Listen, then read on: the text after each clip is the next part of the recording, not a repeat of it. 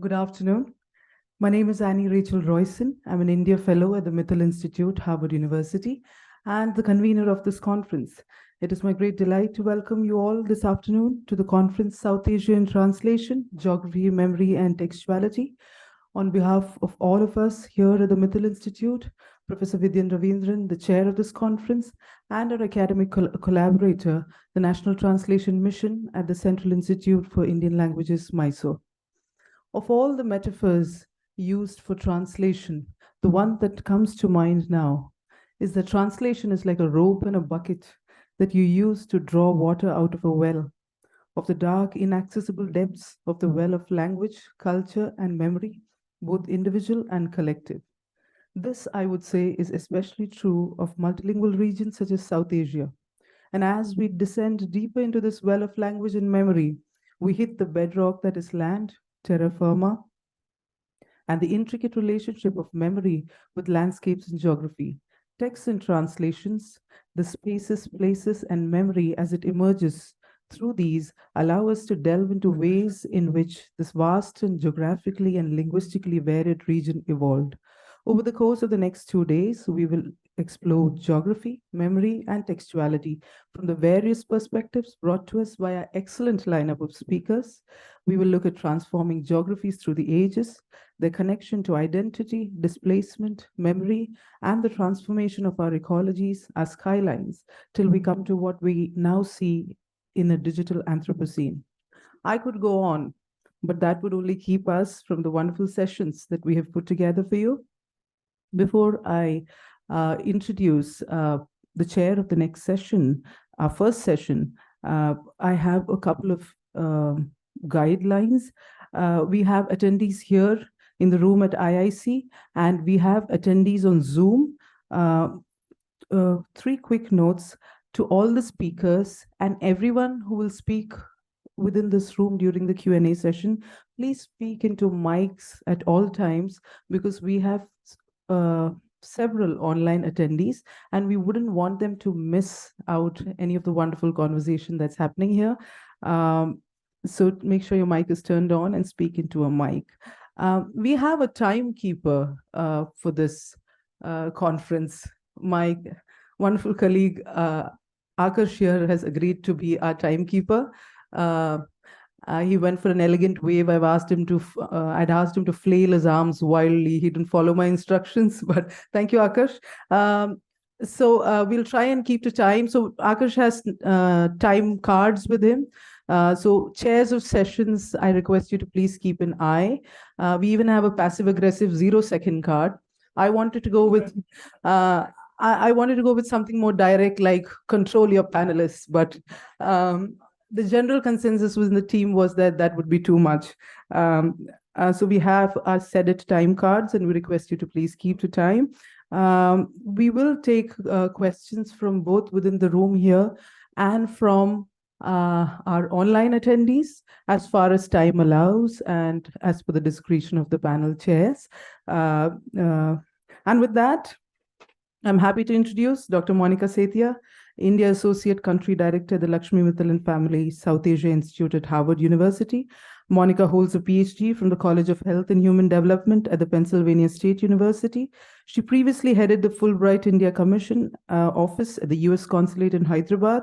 After completing her PhD, she pursued a postdoctoral fellowship at Duke NUS Graduate Medical School, Singapore, and then worked as an assistant professor with Public Health Foundation of India for more than 5 years. She has a strong passion for international education and academic exchanges, personal and professional development of individuals, and academic advising. Welcome, Monica. May I ask you to speak to us about the Mittal Institute and help me welcome Dr. Tariq Khan, Officer in Charge, National Translation Mission. Welcome once again and happy conferencing. Thank you.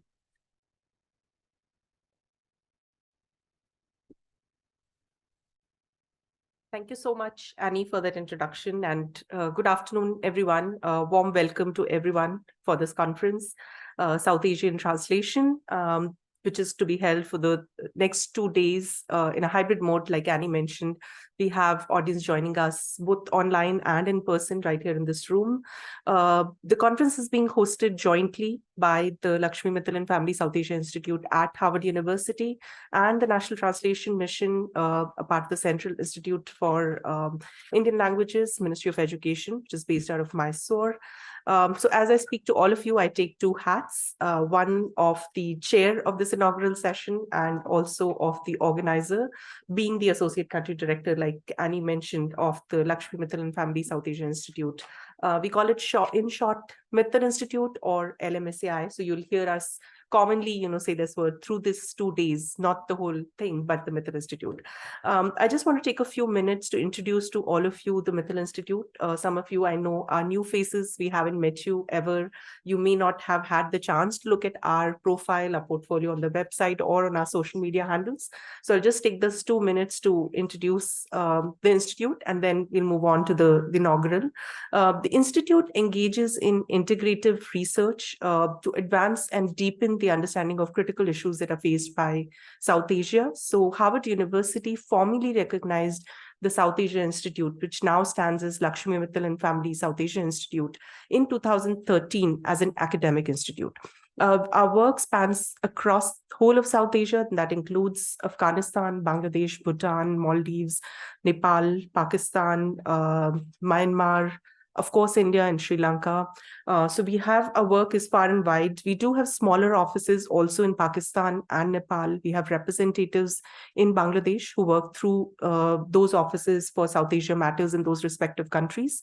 Work in India is far and wide, but of course, having a presence in Delhi, our work largely focuses on India, but then the matters across South Asia are relevant to us. The Institute also has an office in Boston at Harvard University. So Delhi office is one of them, and then we have the Boston office. And then, like I said, the smaller offices in Pakistan and Nepal as of now. The Institute, as I mentioned earlier, was founded to further Harvard University's engagement with South Asia. And hence, Mittal Institute works with diverse kind of members, and it includes faculty members, researchers, students at Harvard University, but also research scholars and institutions, both academic and non-academic, in region, which includes all of South Asia. And our goal is multi-purpose. It's to disseminate knowledge, to build capacity, to inform policy through the scholarly exchanges and fellowships. So Annie is one of our examples. She mentioned she's an India fellow because that's one of the fellowships that we offer to Indian citizens. She's based out of Delhi office for 1 year as part of her fellowship, being mentored by a Harvard faculty. And we have Professor Vidyan here from Harvard, who's her mentor. So that's one of the ways we build this understanding and collaboration across India, or across South Asia rather, and Harvard University. We do host and sponsor lectures, conferences. Today's conference is one of the examples. We also do conferences at Harvard. If you follow our social media, you will see there's a long lineup of activities, that happens through both the offices, Delhi office and the Boston office. So this is some of the ways, we build up this scholarly research, the exchange process, the understanding process.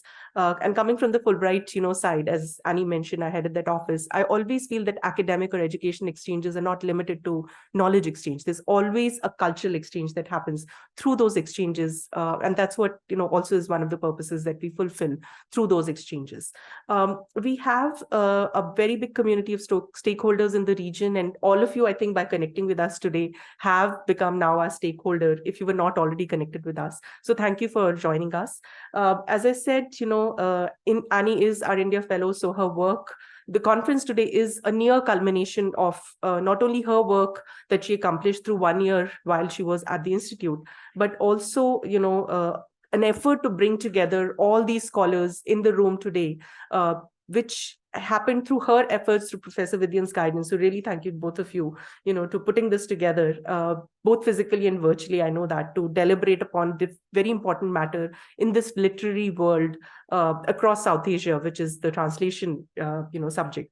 So real big thanks to them. I also want to personally, I don't have an expertise, but I'm really happy that we had the National Translation Mission join hands with us to come together to jointly do this conference with us, partner with us. And big thanks to Annie, but of course, big thanks to Professor Tariq Khan and to Professor Shailendra Mohan, who physically could not be here. We really wished he could be here, but we understand his engagements, personal engagements and professional engagements, that he could not be here in Delhi. But I really want to thank you, Professor Tariq Khan, and please pass on our thanks to the whole of the mission for coming together with us and doing this event together.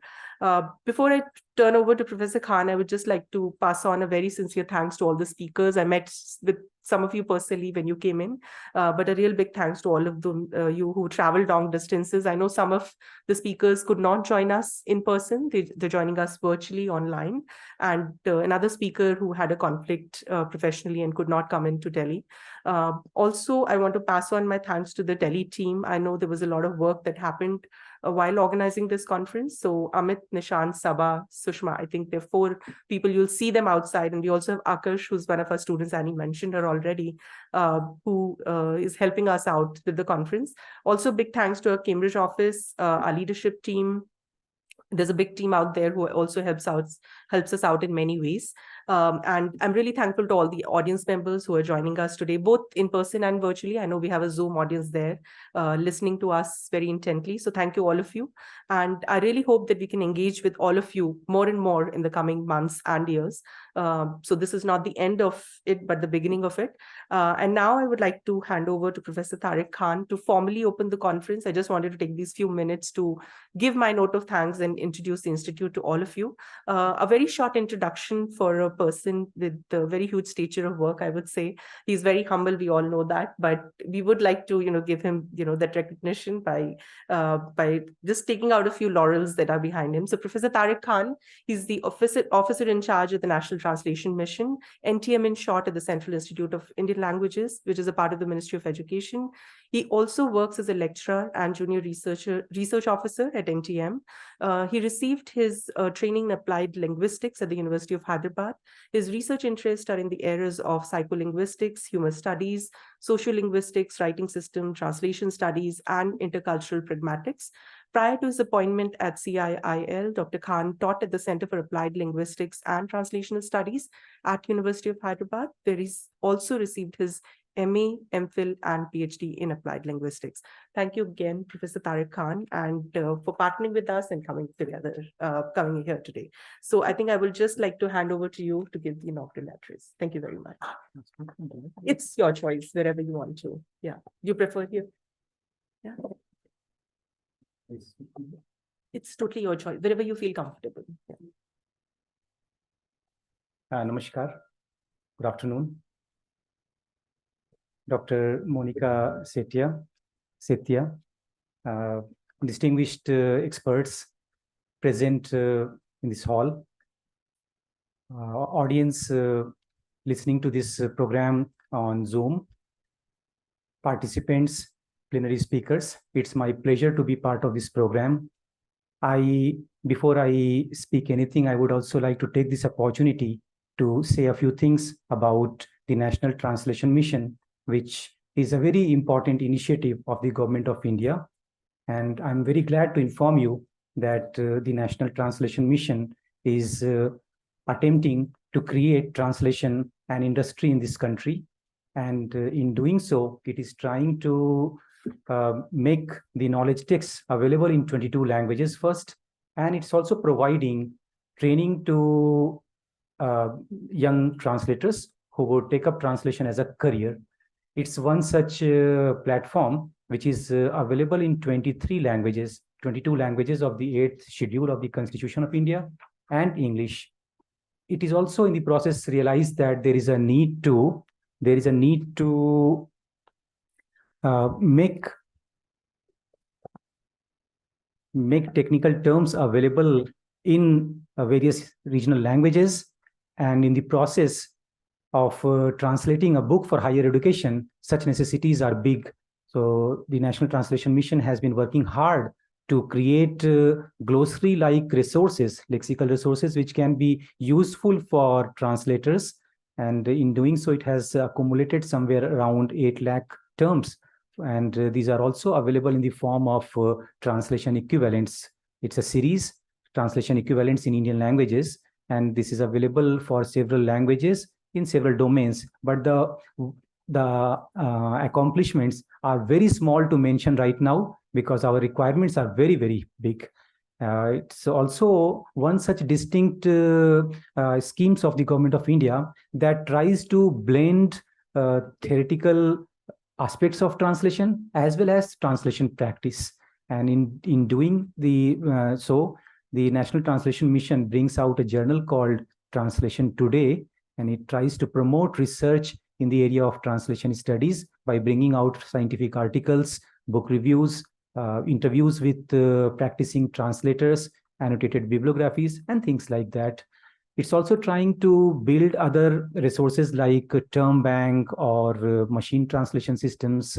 It also offers consultancies to various state and government agencies, at times also important bodies of the government where there is a necessity for translation or requirements in translation related activities. But today we are here for a very important and distinct task, that is an international conference where we have three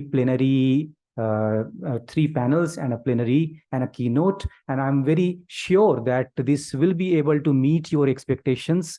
All persons who have assembled here and those who have joined us online, it's my great pleasure to welcome you on behalf of the National Translation Mission, and I join the Mittal Institute in welcoming you for that. I also feel privileged to be part of this August companionship. I also feel that when we look at translation theories, when we look at different turns in translation, there have been a decadal growth. At every decade, there has been a significant, a landmark achievement by translation researchers. You have cultural terms, you have linguistic turns, you have various turns. This decade is perhaps waiting for a new turn in translation studies. My very strong belief is that maybe in your August companionship, we'll be able to identify the new turn that is likely to happen in translation research. I am very glad to be part of this, and I look forward to very engaging interactions in the next 2-3 sessions. And I join Dr. Monica Setia in opening this conference and asking you to proceed with it. Thank you. Thank you. Thank you so much. I think we just, yes. Yeah. So I think as Professor Tariq has officially now opened the conference, I think we will proceed ahead with our first session, which is the keynote by Professor Arvind Krishnan Malhotra. And I would like to just introduce the chair before I get off the stage. We have with us Professor Vidyan Ravindran, who is Gardner Cowell's Associate Professor in Humanities at Harvard University, who has come down all the way from Boston to be a part of this conference. He has been sharing it. He has been working very closely with Annie, I know, over the last few months. So thank you so much, Vidyan, for being here. Let me introduce him very quickly before we get off stage. Professor Vidyan Ravindran, as I said, he's an Associate Professor of Humanities at Harvard.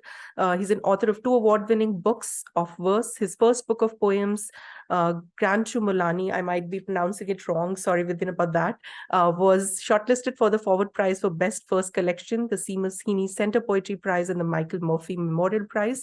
His second, The Million Petal Flower of Being Here, won a Northern Writers Award and a Poetry Book Society recommendation. It was shortlisted for the 2019 Forward Prize for Best Collection, the 2019 T.S. Eliot Prize, and the 2021 Ledbury Poetry Prize for Second Collection. Vidyan is co-editor with Semi Seneviratne, I'm again sorry for the pronunciation, and Shash Chavit of the anthology out of Sri Lanka, a Poetry Book Society special commendation.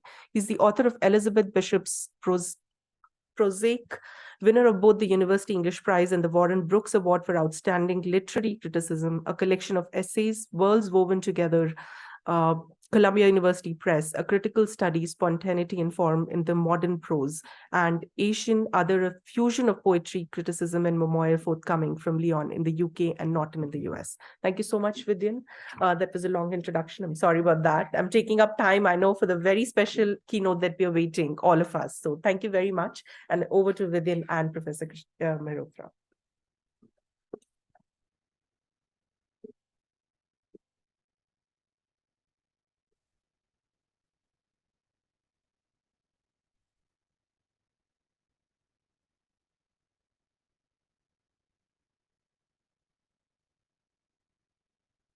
Hello. No, thank you so much for having me, and thank you for that very kind introduction. How to introduce Arvind Krishna Malhotra, who's someone who really doesn't need an introduction. In your program, you have these paragraphs bristling with his many accomplishments as a poet, as a translator, perhaps best known for his translations of Kabir, and as a critic, where I suppose critic means both an editor of very important selections of Indian verse and Indian prose, but also a great essayist. Someone who shows that the poet critic is not just someone smugly and snugly opining from the centers of Anglo-American literary power, but it could be someone based in India. So I'll just introduce Arvind by mentioning two ways in which he changed my life and my scholarship and my own intellectual preoccupations. And the first was, I think, in 2010 when Arvind's edition of Aaron Kolatkar's poetry in English came out from Blood Axe, which to me is a sort of momentous book. A book introducing Kolatkar's poetry to those of us who were just never exposed to it before. And with this wonderful introduction by Arvind, this kind of sparkling yet also deeply conceptually informed and historically informed and brilliant in all sorts of ways introduction, just countless wonderful things said in it. One of them comparing Kolatkar's 3-line stanzas to the blues. It's those sorts of comparisons which are surprising at first, and then the more you think about them, deeply enlightening, which is something we get all the time from Arvind's criticism. And secondly, I should mention the first time we met, which was at the University of Oxford at a conference on crafts of world literature, I believe, and the conveners of that conference had heroically tried to shift the discussion of so-called world literature towards a discussion of style and literary experience and form, and for us to consider these writers as writers, not just symptoms of history, or something their texts should be appreciated as writing, not just as historical artifacts. And at that conference, it was clear to me that many of the scholars there had never really been trained in looking at literary nuance in those writers. Literary nuance was something that instead they might look for in white writers or Western writers. So it was a bit disappointing at first. But then Arvind gave his lecture, and it was extraordinary, and it opened my eyes to a completely different way of thinking about literature, of thinking about world literature in a way that was immensely wide-ranging, but at the same time not over-theorized, because we talk about things being under-theorized, but things can be over-theorized too, and which was so marvelously attentive to the nuances of literary language in such a joyous and risk-taking way. And after hearing Arvind give that lecture, I just knew nothing would really be the same for me again. And of course, to ask Arvind to give a lecture is also to bring into being another essay by Arvind, which is a wonderful thing. And I hope we've done a bit of that today. And so it's my great honor to introduce Arvind Krishna Malhotra. Oh, well. Well, thank you, Vidyan. Am I audible? Is it all right? So the subject of my lecture is called Translation as Desire. And there is a lot of history in this lecture. It's a short 30-minute lecture. But I have some acknowledgements to make. Two historians, all of them, one to a person from literature. There's Kamran Khan at Jamia Ikramul Haq, who's at the Maulana Azad University in Hyderabad. There's Naimur Rahman Farooqi, my colleague at Allahabad. And there is Sunil Sharma, who is a professor of Persian at Boston University. Now, what these historians from Boston, or sort of literary scholars who teach Persian, to Naimur Rahman Farooqi, who teaches Mughal history in Allahabad, and so on, has to do with translation as desire, you will soon come to know. When I was in class 7, my father decided to give up his private practice in Allahabad and move to Bhilai, which is the Bhilai steel plant, which is where I grew up. I was a public sector child, so I can and my tuition fees was 8 annas a month, and I got a banana for my midday meal. So that's how I grew up. So he moved to Bhilai, and he took up a job in the hospital. Since this was in the middle of the school year when he went from Allahabad to Bhilai, I stayed with my uncle, who taught at the university. He lived in 20 Hastings Road, in a house that had many rooms, most of them furnished with bookshelves. One day I felt like touching a book. This is translation as desire. You feel like touching a book, as I feel like touching sort of them. So it was not a storybook for preteens, but a fat elderly book by the historian Ishwari Prasad. I took it out of the shelf and spent the morning turning its clean, irresistible, wide-margined pages. It was called A Short History of Muslim Rule in India from the Conquest of Islam to the Death of Aurangzeb, published by the Indian Press, Allahabad, in 1931. It had black and white plates.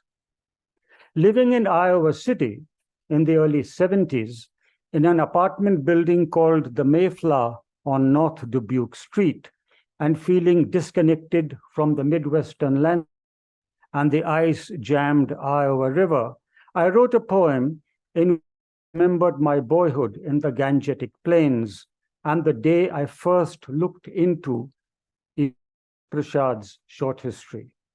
In September, I collect my cousin's books and find out the dates of the 6 Mughals to secretly write the history of India. My interest in medieval India could not go beyond writing down the dates of the Mughal emperors in a ruled exercise copy and chanting their names as though they were the names of God. You can chant them off: Babar, Jahangir, Shah Jahan. The only names that are as melodic are those of roads. The first words I mumble are the roads: Thorn, Hastings, Lytton. Both these quotations are from the same poem called Continuities. After returning to Allahabad in 1923, finally sat to become an historian, if an historian was. I presumed that it could only be tackled chronologically. Started with Baba and the dead father attending pigeons when it could crumble him and he fell into the river below. We know how Babar's father died in. Babar was, forget, he was only 2 years old at the time. You can imagine this 2-year-old child, for circumstance, skip his teenage years and at military affairs in the Kanha Valley, he had to grow into an adult overnight. And I've often thought about Babar at 12, losing his kingdom. While I was still contemplating my Babar poem, over several decades before I finally abandoned my Babar poem. Dom Moraes and Vikram Seth came out with their own Babar poems, and you will find them in Dom's Collected and Vikram's, one of his books. There was a new translation of the Babar Nama by Wheeler Thaxton. And I read E.M. Foster's essay, The Emperor Babar. At the time when Machiavelli was collecting materials for The Prince, this is Foster, a robber boy sorely in need of advice was scuttling over the highlands of Central Asia. His problem had already engaged the attention and sympathy of the Florentine. There were too many kings about and not enough kingdoms, which is how the poor boy had to come to this country. He didn't want to come here. He hated it. He was trying to get to China, like all sort of sensible people who would want to come here. He wanted to, but in 1520s, he couldn't find the way to China. Confined to the Timurid outpost of Kabul, having lost and won Fergana and Samarkand more than once, while still in his teens, and the restless, ambitious robber boy in search of a kingdom turned his attention to India. Likewise, abandoning my poem on the Mughals, I turned my historical attention to other periods, to Mahmud Ghazni, whom I greatly admire, incidentally, to the slave kings, to Ghalib in old age. It was translation that brought me back to my first love, the Mughals. I had read Rahim's Dohas in school, in the school Hindi reader. Just I had those of Kabir. There must have been a head note to Rahim, but I have no memory of what the head note said. Rahim had become another name. It was a blank. I couldn't recall any of the Dohas either. Recently, I saw advertised a book called Khan-e-Khanan, Abd al-Rahim or Sanskrit. Now, Audrey Truschke's Culture of Encounters, Sanskrit at the Mughal court, had not aroused my curiosity as much as this book. It was part of a series, Muslim Contribution to Sanskrit Learning. The author was Pratap Kumar Mishra, and it was published by the Akhil Bhartiya Muslim Sanskrit Sanrakshan Evam Prachya Shodh Sansthan. I will not translate this name for you, but I can. Varanasi. Rahim or Sanskrit is dedicated, and it gets more and more interesting. Rahim or Sanskrit is dedicated to Abu Rayyan Muhammad ibn Ahmad al-Biruni. Now, it is unusual for a contemporary book, especially one written by an Indian, to be dedicated to an Iranian scholar who lived more than 1,000 years ago, al-Biruni, and accompanied Mahmud Ghazni on his military expeditions into India. It is even more unusual for a book to carry on the back cover an endorsement by the Mughal Emperor Jahangir. I turned at the back of the book, and there was an endorsement from Jahangir. So there was an endorsement from the Emperor Jahangir, and it said, "Hindi or Farsi mein kavita achhi banata tha." This is Jahangir on Rahim. That the poems he composed in Hindi and Persian weren't bad at all. Now, most of the book's 350 pages, this is Mishra's book, are taken up by an overview of Rahim's life, beginning with his ancestry, followed by summaries of his work in Hindi, Persian, Sanskrit, and Hindi. The text of Rahim's Sanskrit work, including variants, is less than 50 pages. So it was Mishra's book that got me interested in Rahim's Dohas. So I'd forgotten about these Dohas, and then I saw this Pratap Narayan Mishra's book, and then Jahangir's endorsement. I mean, that was important. Hindi mein kavita achhi banata tha. Now, when I search for the dohas online, we try and search for those dohas online, and you will find, as I did, NCERT textbooks, they still have Rahim. Now, this is a surprise. Why should NCERT textbooks have Rahim? But they still do. I think it's only a matter of time before he's removed. But so far, he's still there. Thank God for that. When I searched for the dohas online, they were often to be found in the same desultory readers that are no different from the ones that I studied in school. I'm saying Hindi was the subject we all hated. I'm saying we all know that because of the school readers and the way they were designed. One doha seemed as familiar as Humpty Dumpty, only I'd forgotten who it was by. It had become part of everyday speech. Though they were not wisdom poems, they'd been absorbed into folk wisdom. Bada hua to kya hua jaise ped khajur, Panthi ko chhaya nahi phal lage ati dur.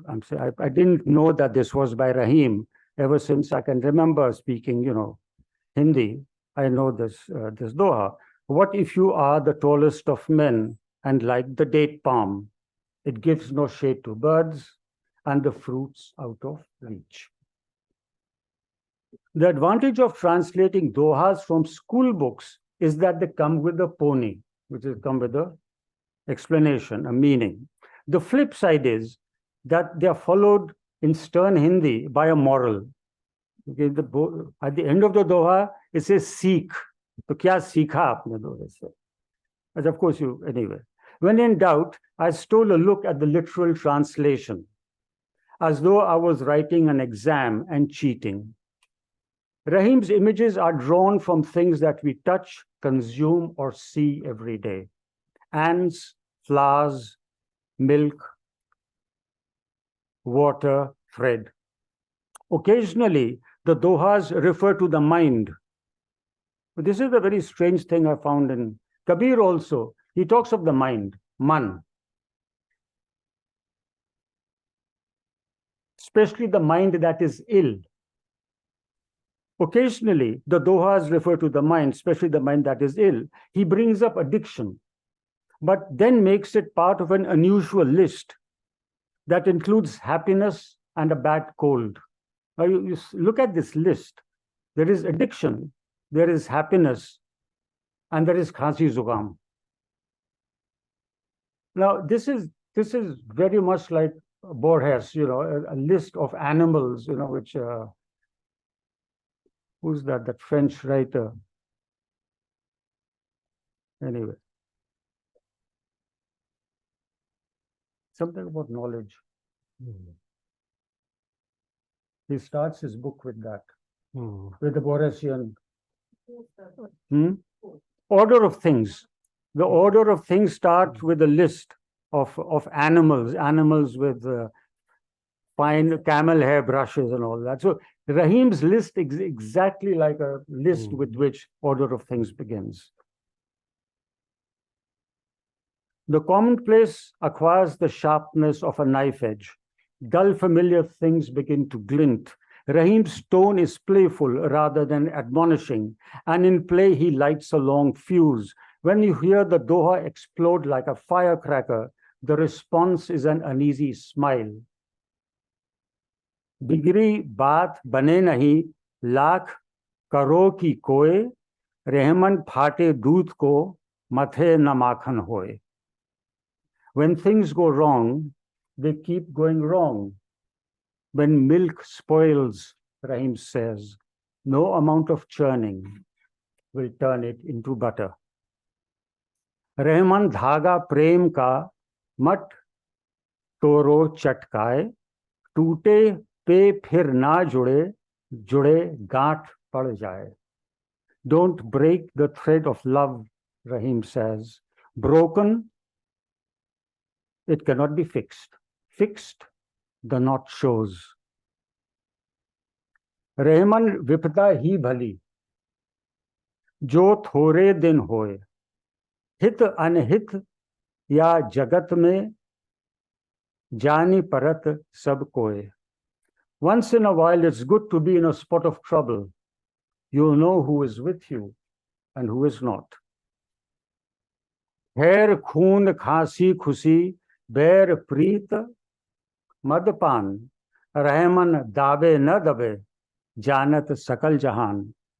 Well-being, upbringing, a cough, happiness, enmity, alcoholism, and love. You cannot hide them, Rahim says, even if you tried. क्षमा बड़न को चाहिए चोटन को उत्पात कहे रहीम हरि का घटो जो भृगु मारे लात. The elderly should forgive. Kids will be kids. Does God diminish, says Rahim, if an ant kicks it? मन मोटी और दूध रस इनकी सहज सुभाए फट जाए तो न मिले कोटिन करो उपाय. The mind, again the mind, pearls, flowers, milk, and fruit juices are good till they are good. Once they spoil, 1,000 tricks won't save them. सदा नगारा कूच का बाजत आठों जाम रहमन या जरा आई के करी रहा मुकाम. The 8 watches of the day, Rahim says, beat a single drum. You are not here for long. In a few weeks, I had collected enough dohas to fill a booklet.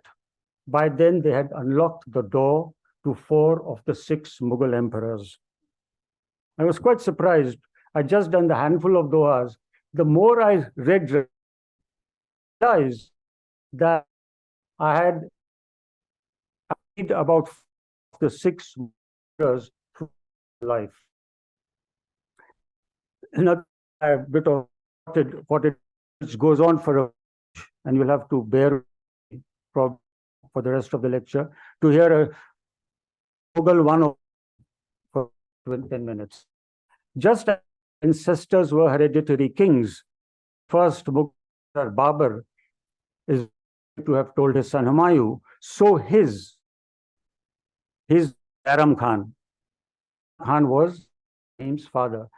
Bairam Khan's ancestors were also sons. Bairam Khan was Rahim's father. They were Aralu Turk, successors Timurids in Persia. Ancestor Ali Shukr Beg, military chief who rolled over an territory, Hamadan Dinaw, Kurdistan. All the way up to Kurdistan was ruled by Rahim and Bans. He was just a fifth nation. That is what this is composed of.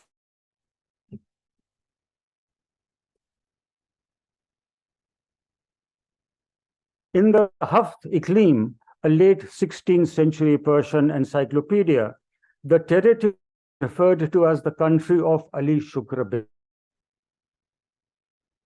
Bairam was the 5th in descent from him. Ali Shukr's Pasha Beg was married of the Timurids. This is how Bairam came to be related to the Timurids. So she was also, Pasha Begum was Babur's paternal aunt as well as mother-in-law. Now this Mughal connections with the Timurids and with Chinggis is very confusing, but I've only copied from an encyclopedia. Don't ask me how Pasha Begum was Babur's paternal aunt as well as his mother-in-law, but she was. In 1512, when he was 16 years old, Bairam joined Babur's service, as his late father Saif Ali Beg and grandfather Yar Ali Beg had before him. So this is a long tradition through which Rahim comes into Mughal history. For close to 125 years, from around 1500, this Babur to India, when Babur appointed Ali to the governorship of Kabul, to 1607, when he died, family has been associated closely with the Mughals. So from 1605 to 1627, that is the period of Ram and Ram's father. In Kabul, Bahram had a companion to Prince Humayun, which connection accompanied Babur into India. After Babur's death, when he was driven out of his kingdom by the Afghans and hiding first in Sindh, where Akbar was born, and then in Persia, Bahram Khan, at a time when the Mughal Empire had almost come to an end, when Humayun fled India, the Mughals were it was all over for them. And it was Bahram's Shia connection with the Persians that brought him. They were also from that part of the world. So there's a whole lot of some very interesting things happen, which is how the Shah Tamash helped Bahram to come to, gave Humayun the army to return to India. So it was Bahram who strategized the return of Humayun. He was appointed Akbar's Atalik, or tutor, when he was in Kalanur, Punjab. When Humayun dies over here, Akbar is not here. He's not in Delhi. He's in Punjab. And Bahram Khan is with Akbar there. And Akbar is just 13 years old when Bahram conspires, with all the other people, how to make Akbar the emperor when his father is dead over here in Purana Killa. Seeing the great consternation that caused among the Khans and Sultans in Delhi, at the court of Delhi, there was a Turkish admiral in Humayun's court at the time. And the Turkish admiral said that, why don't you put up some chap who looks like Humayun, don't announce the death, put up some chap who looks like Humayun and ask him to give the public an audience. So people will think that Humayun has been injured, but he's not dead. Meanwhile, Bahram Khan appoints Akbar the emperor in Kalanur in Punjab. And this Turkish admiral happened to be visiting India. He is called Sidi Ali Reis. The suggestion was immediately acted upon, and a man called Mullah B, who bore a striking resemblance to Humayun, was only somewhat slighter in stature, was arrayed in the imperial robes and placed on a throne specially erected for the purpose in the large entrance hall. As this charade was going on, Bahram Khan in Kalanur completed the arrangements for young Prince Akbar, who had just turned 13 to be crowned emperor. When Akbar and Bahram Khan had a falling out, now Bahram can be Akbar's tutor, then they can have a falling out. Then Akbar asks Bahram to go on a Hajj, and poor Bahram gets murdered in a Patan. And that's when Rahim, who's only 5 years old, is brought to Akbar's court, and that's where he is raised. So 5-year-old Rahim is brought to Akbar's court, and that's where he is raised. Rahim becomes one of the 9 jewels, as we know, and is appointed Khan Khanan, or commander-in-chief. As Bahram Khan was to Akbar, Rahim was Atalik to Jahangir, to Prince Salim. A point came when Rahim feared to go to court lest he be poisoned at Jahangir's order. Thus reported Thomas Roe, a British emissary, to Jahangir's court in his autobiography. And then Jahangir and Rahim also had a falling out eventually. Now, when we look at Rahim's life and when you look at Bahram's life, you begin to wonder, as I did, what is the connection between the life of a Mughal noble and the Dohas? Intrigues, treachery, marches, wars, victories, beheadings, and blindings were a feature of imperial Mughal life. Though described as a man with a fluid identity, Rahim's Doha, the Mughal, seemed to do other. For us, who read him in school, they were a timeless of Hindi. You see, when you read Rahim, don't think of Mughal court, of Rahim as some person you read in your. There is one doha which I've read in school. Rahim nar par kari ang tan bare ko jo men jo ko rang, which means those for benevolence is when you give hand, Rahim says, your own hands the henna color. Rahim's, if you know nothing of Rahim, you will know his benevolence. And this is a recorded fact, whatever, anything on Rahim. I'll give you a couple of examples. In 1983, Rahim was appointed Viceroy of Gujarat. Defeated Muzaffar of Sarkhej and at Nadot. With them, Sultanate came and the province, was returned to Akbar to become part of the Mughal Empire. It has been described as an intrepid general. His successes, like Sarkhej, attributed to precision and maneuverings. For these two victims, Abu writes, Rahim a 5,000, where he gave him the title Khan Khana. The Ayn Akbari to describe Rahim, he devoted his entire wealth to his soldiers. When Gujarat is from the Ayn Akbari, when Gujarat was finally conquered, Khan Khanan sold property to his soldiers, even his inkstand, to a soldier who came last and said he had received. Popped off with a tawdry inkstand, the soldier would have felt cheated.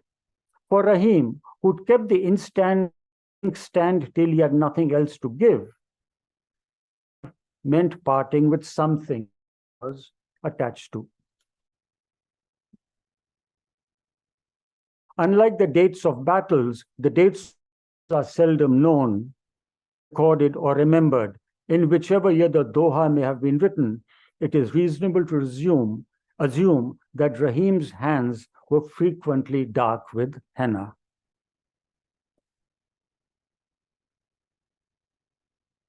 There is another story about Rahim and the Hindi poet Gang.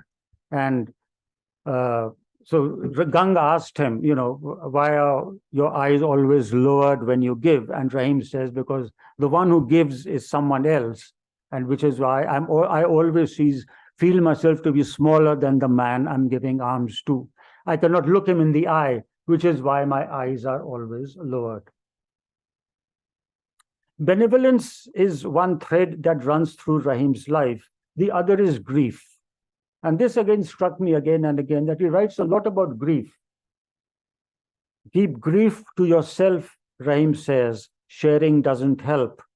It only leaves chinks in your armor that others exploit.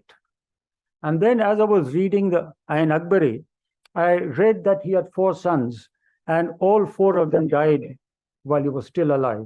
And the head of his favorite son was,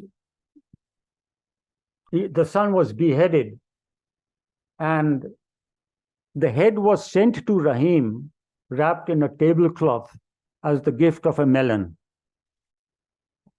So these are the lives these people led, which we've completely forgotten. So we read Rahim's Dohas, but not realizing that each one of his 4 sons was killed in this manner. Rahim kept the griefs over the deaths to himself.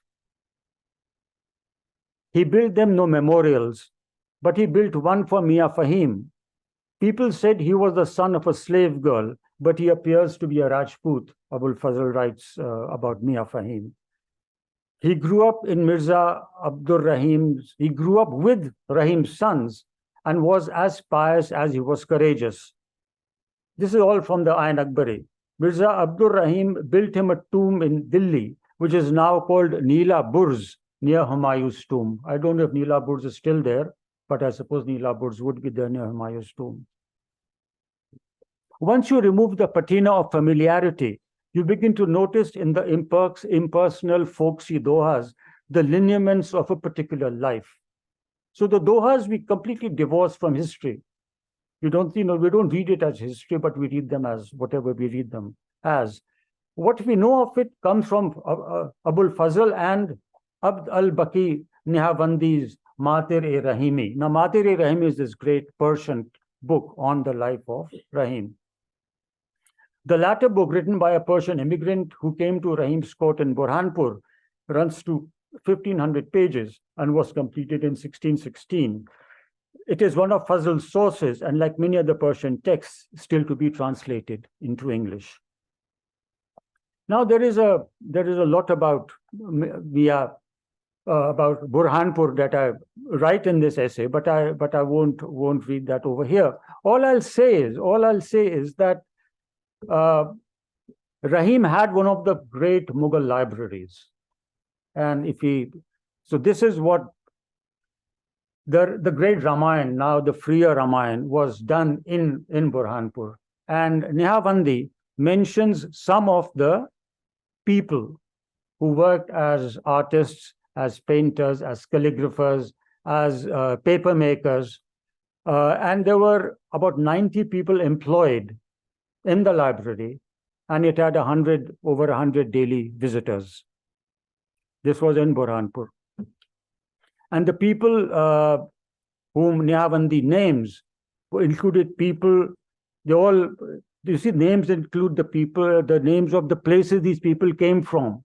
So the names we hear are Shiraz, Kashmir, Herat, Khurasan, Hamadan, and Kashi. So they have the names like Kashmiri, Hamadani, Khurasani, Herati, following their names. And all of them, and I ended up writing a poem on these people, and I'll read this poem. Who were these people? And it's Burhanpur 1615. Who were these people? Where have they gone? The paper makers, the calligraphers, bookbinders, illuminators, the gilders and architects who made this the Iran of the Deccan. Where are the shops they bought the colors from, the nibs and brushes? Where are the workshops, the floor desks, the mats they sat on? Where are their shoes outside the door? Where's the door? Passing through the ruby garden, they'd have stopped by the lotus pond, square as a chessboard, surrounded with trees, and looked at themselves in the rippled mirror. Where have they all gone? No likenesses survive. And what if they had?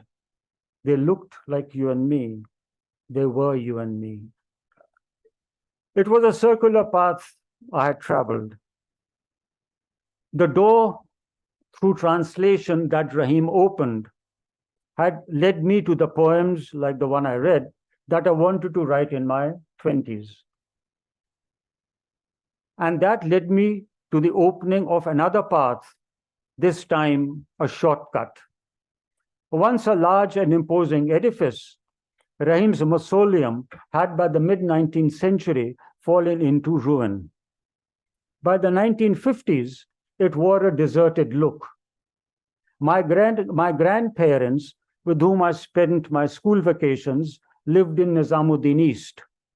We were refugees from Punjab, and we lived in that refugee colony called Nizamuddin East, very close to Humayun's tomb. And I was terrified because it was one of the scariest places you could have ever imagined, but in Nizamuddin East.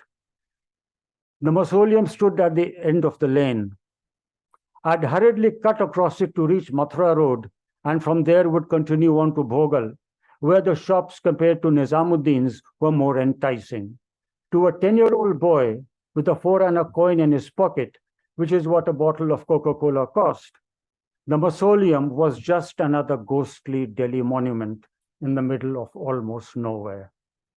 Now, even if Rahim had written no poetry, we would remember him as the Persian translator of the Babarnama. This is the other thing we completely forget. that we wouldn't have had he translated. Because he is the only one who knew Chagtai. He knew the language in which it was written. Because the Mughals did not speak Persian. What they spoke was the dialect. The home language was Chagtai Turki. Now it was made at the command because Akbar wanted Abul Fazl to read his father's life, the Babarnama, so that he could write the Ayn Akbari. And Akbar seems to have been pleased with Rahim's translation. Now this is again on translation. Akbar was not an easy man to please when you were reading out a translation, as Badauni realized, poor fellow.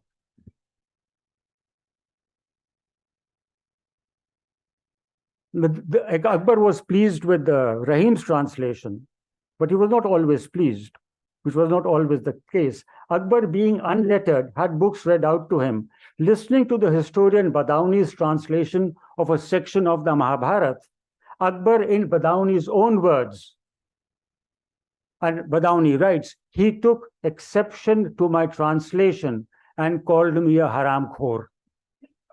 This is Akbar calling Badauni a haramkhor, which is dishonest base, because Badauni had, he was not giving him a translation. And then he says, he took exception to my translation and called me a haramkhor and a turnip eater, as if that was my share of the book. So really Akbar calling Badauni a turnip eater. This is Badauni himself writes this, and I think I found this in a footnote.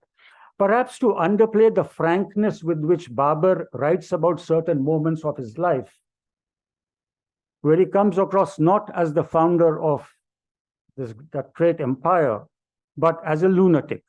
The man was completely off his mind. And I'll read out this passage. It's a very well-known passage. Abul Fazl, he glosses over a lot of the Babarnama and calls it a code of practical wisdom. He's very sort of proper. But Rahim translated all the risky passages, or the risque passages, or the passages which anyone else would have suppressed from the Babarnama. Now, why else do you think Foster was interested in Babur? You still haven't got the connection.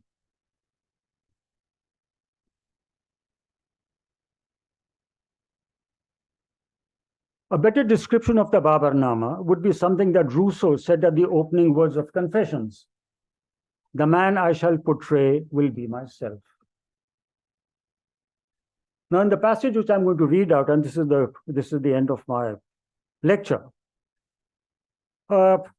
Babur says that he was married at 17 and he refused to sleep with his wife. He was absolutely, till his mother had to force him to go and visit his wife. And then, and my mother, Khanim, Annette Beveridge writes, used to send me once a month or every 40 days with driving, dunnings and worryings. In those leisurely days, the memoir continues, I discovered in myself a strange inclination. Nay, as the verse says, I maddened and afflicted myself for a boy in the camp bazaar. His very name, Baburi, fitting in. Up until then, I had no inclination for anyone. Indeed, of love and desire, even by hearsay or experience, I had not heard, I had not talked. At that time, I composed Persian couplets, one or two at a time. This is one of them. May none be as I, humbled and wretched and lovesick, no beloved as thou art to me, cruel and careless. This is Babur. This is your reviled Mughal emperor. From time to time, Baburi used to come to my presence, but out of my modesty and bashfulness. This is Babur writing his memoirs. I could never look straight at him. How then could I make conversation and recital? In my joy and agitation, I could not thank him for coming. How was it possible for me to reproach him with going away? what power had I to command the duty of service to myself? This is the Emperor of Hindustan trying to catch a boy's attention, and he doesn't know how to express for this boy called Baberi. Anyway, I get to read all this, so I won't read any of it. And there's one more. It's like the madman I used to wander alone over hill and plain. Sometimes I betook myself to gardens and the sub lane by lane. My wandering was not of my choice, not I decided whether to go or to stay. And now I'll just read one more paragraph. In another life, Babar would have been Aga Shahid Ali and buried not in Kabul, but Amherst. For Rahim, he would have, had he lived in Rome, last century before Christ, he would have been Gaius Maecenas. Maecenas was counselor to Augustus and a generous patron of poets like Virgil and Horace. And in Ayn Akbari, Blockman has inserted this passage. It is not Abul Fazl's, but it is Blockman's own little. So this is the translator as puts in an interpolation. So this is the Blockman interpolation. People said Abdur Rahim's motto was, people should hurt their enemies under the mask of friendship. This is also Rahim. And all seem to have been inclined to blame him for maliciousness and faithlessness. He used to get daily reports from his news writers, whom he had posted at various stations. He read the reports at night and tore them up. But he was also proverbial for his liberality and love of letters. The Masiri Rahimi is a splendid testimony of his generosity. It shows that he was the Maecenas of Akbar's age. People, by a happy comparison, called him Mir Ali Sher. Mirza Abdur Rahim wrote Persian, Turkish, Arabic, and Hindi with great fluency. As a poet, he wrote under the name of Rahim. Thank you.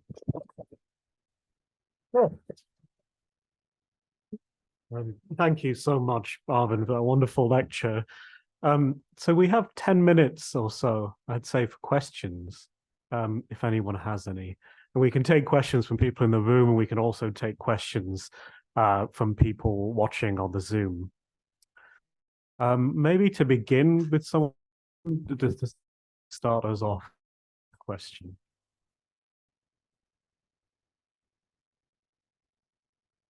It is slightly tricky. One. Oh yeah, brilliant. Okay. I'm sorry, but I want to know the connection between Foster and Babar. Oh, well, they were both gay men. That's all? Or was there more to it? No. Foster wrote that because of that. I mean, that's what. It's a very short essay, The Emperor Babar. I think that was as Vikram's, sort of, which is where Vikram has a poem and Foster has a poem. I think that is a very well-known passage in the Babarnama. So it's the first very honest, it's the first time someone was coming out in that way. It's not surprising, but for Babar to write that, very honestly, and I didn't read the whole passage. It's extremely moving. He quotes, verses as he writes. He keeps thinking of him, which is why I called him a lunatic, because he called himself a madman. That's the passage I read out. So that is the connection.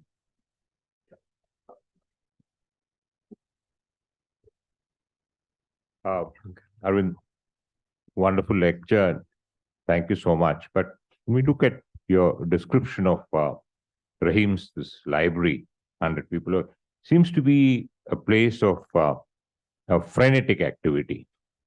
That the various places from which people had come, and they were known as that, including Herat and Khorasan, so on. But there seem to be also people who, not just scholars, but seem to be people following professions, I mean, in terms of either of calligraphy and so on. Now, what happened, I mean, to the output, I mean, in terms of, the books or whatever it was, and did it become something like an institution, at the crossroads of learning, like Alexandria and so on, that, did we have that kind of a traffic? That is, I meant some work inside, but outward looking as well. So I would like. No, I don't know. It's not my domain. Mughal library is a world unto itself. What happened to Mughal libraries? What happened to, the imperial libraries? I know one of the great books that emerged from that is now called the Freer Ramayana.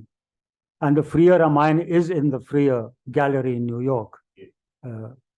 A scholar at University of Vermont, John CIIL, has written an enormous book on the Freer Ramayana. And one should look at that. He's actually, a lot of people, Mughal libraries are being worked on, and books were exchanged. They went from one library to the other library. There are stamps on them, the date it was taken out, the date it was returned. And John CIIL, I've looked at that essay. He really looks at the Ramayana as it's like a man going to Mohenjo-daro, and he's digging and he's searching. He's looking at the binding, at the cover, at every mark on the book, and so it's a detailed examination of the paintings and of the text and the calligraphy. So that is just one 600-page or 500-page book. It's a Harvard PhD initially. So that is 500 pages on one manuscript, on one book. So how many thousands of books there were and what happened to them? I'm greatly interested in Mughal libraries, but it will take me another life to. But it's something. But Rahim's Burhanpur library was one of the great libraries, and people were paid enormous sums of money. Nehabandi gives you several lakhs of rupees. Were paid 50,000 or 60,000 per month. In what 50,000 rupees was worth in 1600? I have no idea. But those were the monies being paid by Rahim, which is why a lot of people from Iran came to Burhanpur, which is why he wanted to make it the Iran of the Deccan. That was the.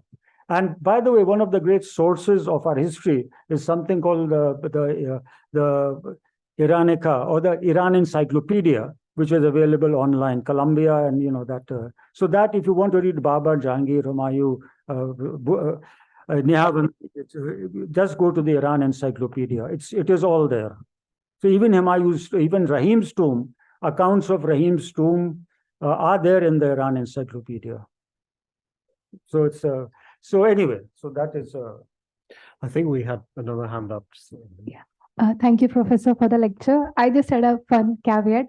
Like, since Akbar was so impressed with the translation that Rahim did, why didn't he ask him to write Akbarnama instead of Abul Fazl? What's your question? I couldn't hear you very well. Can you? Yeah, I can repeat. I'm asking, like, since Akbar was already quite impressed with the translation that Rahim did of Pavanama, then why didn't he ask him to write Akbarnama instead asking Abul Fazl? No, he was not a historian. Rahim was too busy being a general. And so he had Abul Fazl. He was writing the Ayn Akbari. Yeah. But Rahim got his own historian, which is Nehavandi. He got his own, who wrote this 1,500 pages on Rahim. And I've only read 4 pages, maybe translated by Sunil Sharma of the University of Boston. But that is available. But no, Rahim was too busy. Yeah. Conquering countries and or not countries, but provinces like Gujarat and Burhanpur and Deccan. He was a busy man. I think there's just behind you there. Right. Well, thank you very much. It was a brilliant lecture. Just thought of mentioning one more Foster connection over here, because it's purely serendipitous, but the way Humayun died, as in coming out of the library and sort of hearing the namaz and then obviously toppling over, and there's a library involved some way. There's the Foster novel, The Howard's End, where the character called Leonard Bast, who actually dies when a library falls on him. So it's purely serendipitous, but I thought since someone asked about Foster, that might be worth mentioning here. What about what? That does seem right up your street. Yeah. Could you just repeat that? I think Arvin would As really the like novel Howard's End by Foster, where there's a character called Leonard Bast, who dies when the library topples over him. So I just thought, maybe it's worth mentioning the way Humayun died, the library involved, and there's a fictional character created by Foster who also dies when a library topples over him. Just purely serendipitous. So, I should ask, do we have any questions from online?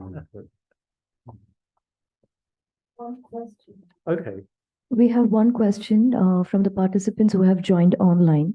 There is Mariam Zohra, who asks to you about the people who love to write poetry. What should be the first steps to carry on this poetry, and what are the platforms to explore to learn more about academic poetry, which is more to do with the form of poetry? Do you want to say anything in response to No, that? it's about. No, I can't. How do I? It's very.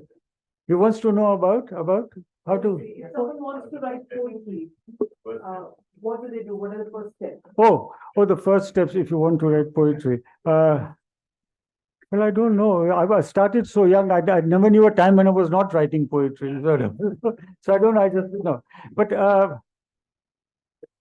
I think a lot of people have been asked that. And I think Orden was also, asked, not that I'm Orden, but he was asked that, and he said you have to fall in love with the sound of words, because that's your material. So you may or may not have anything to say, but I think you should love how how words sound. Fall in love and have a breakup. Eh? Fall in love and have a breakup. Okay, I wonder if maybe on that bombshell we should end this panel just so we keep to time. But could we have another round of applause for Professor Moj? Thanks a lot.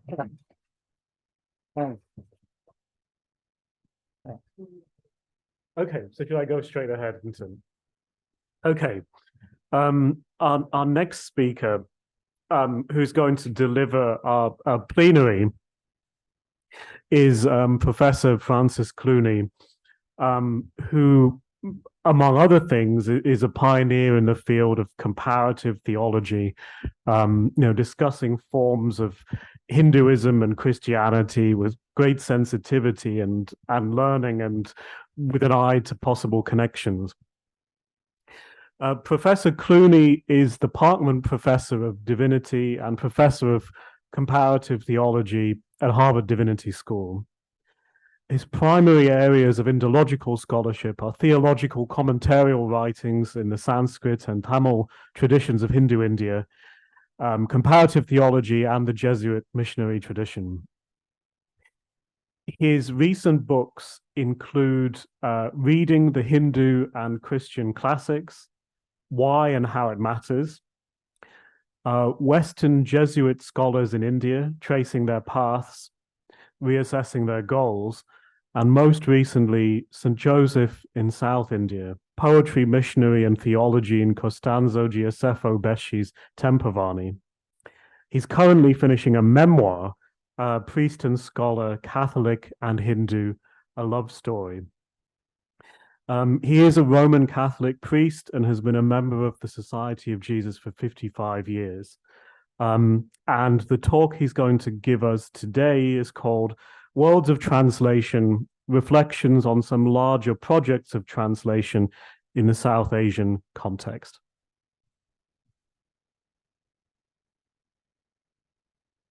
Okay. Yes, we're actually running early. So we need a couple of minutes to get him online. Is there time for people to have tea or some kind of stimulant or something like that? Yeah.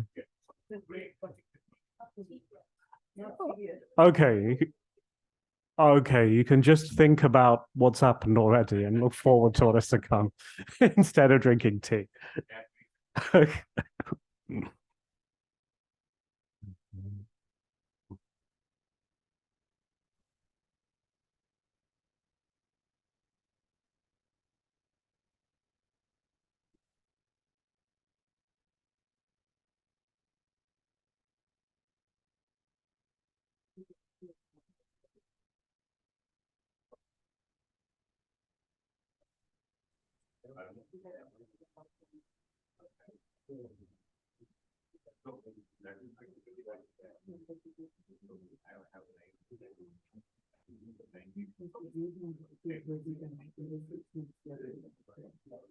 Okay.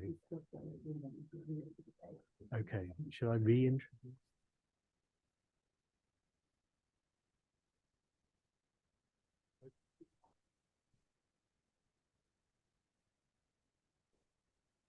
But not everyone here is.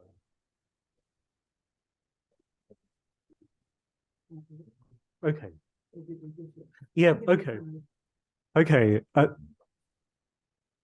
Yes, I can see him. So Professor Clooney is now with us. So we'll start in a couple of minutes or so.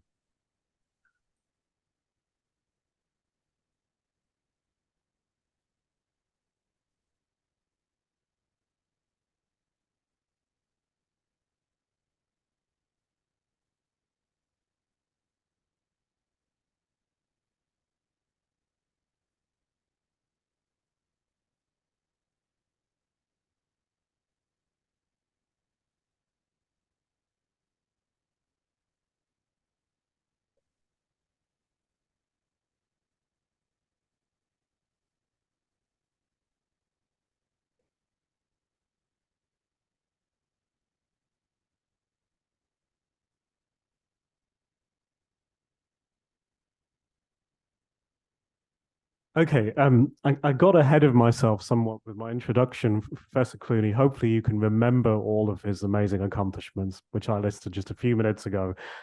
So I'll just reintroduce him very, very briefly and say that the talk he's going to give is called Reflections on Some Larger Projects of Translation in a South Asian Context. Professor Clooney. Thank you all. I hope you can hear me well. Is that okay? Yes, we can hear you. Yes, good. Well, I would like to begin by thanking the Mittal Institute for the invitation to speak at this conference today. Here in Boston, it's only 6 a.m., so it's an early start for the day. I'd like to thank Dr. Royson for the personal invitation to be here, and you, Professor Ravindran, for the opportunity to meet you, at least online, if not in person here at Harvard thus far. So I think we know that the topic is extremely important. Translation itself, but also the way it has been conceived in this conference, geography, memory, textuality, as intersecting realities, concerns that need to be thought of together. And I think that makes the work exciting. So much has been done on translation in a certain way in the South Asian context, ranging from studies of Al-Biruni's translation of the Yoga Sutras, Dara Shikoh's, and then Ankitil Duparon's translation of the Upanishads. These books have been studied, although much more needs to be done. Ram Mohan Roy's translations into English of several Upanishads early in the 19th century, Wilkins' translation of the Gita, and so on. Likewise, much work has been done on Bible translation in the South Asian context, when missionaries literally brought the Bible with them to India and translated it into various languages in various ways, which I'll explore a little bit more a bit later. Israel's book, Religious Transactions in Colonial South India, certainly covers much of that material. And Annie Royson's own book, just out, which I obtained a copy of only very recently, Text, Traditions, and Sacredness, looks into the kind of rendering that is given to us by a text like the Chris Purana, Stephen's book as well. So when Dr. Royson invited me to be here for this conference, she assured me that I was to set the tone or help to set the tone by some professorial comments and observations on the field, and that the heavy-duty work of really, truly new work would be done by scholars later in the conference. And so in that spirit, I will offer the reflections I have. The first thing I'd like to do is reflect on the meaning of the word translation. And I think perhaps aside from all the usual understandings of translation that we're quite aware of, I've always been attracted by the one that we see way down in the Oxford English Dictionary of Translation, which is this: the act of moving the dead body or relics of a saint, a ruler, or other significant person from one place to another. also the feast day on which the translation of a particular saint is celebrated. And so in the Catholic tradition, there will be feasts in the calendar that talk about the translation of the body of this saint or the translation of that saint. And there seems to be something of that materiality, as well as its peculiarities, that perhaps is not irrelevant for our conference. Saints being moved, the pilgrimage sites being set up, the economic and political factors of where the put partly in one place, partly in another place, seems to be quite interesting. And while I will not dwell on this point, nonetheless, it does bring out, I think, very interestingly, the brilliant, or the ways in which translation as a bodily function can be taken seriously. I commend to you Liam Brockie's very interesting essay, The Crudest Honor, The Relics of Francis Xavier in Early Modern Asia. And as he explains the point of this article, which came out about 10 years ago now, this article examines the body of Francis Xavier, preserved whole since its exhumation in 1553, through the lens of material history. It traces the corpse translation from the China coast to the Malay Peninsula and onward to its final resting place in Goa. And he goes on to talk about the establishment of the shrine in Goa, the movement of parts of the body, and eventually the Pope's command that the right arm of Francis Xavier be transferred to Rome, where you can see it today, even in the Jesuit Church.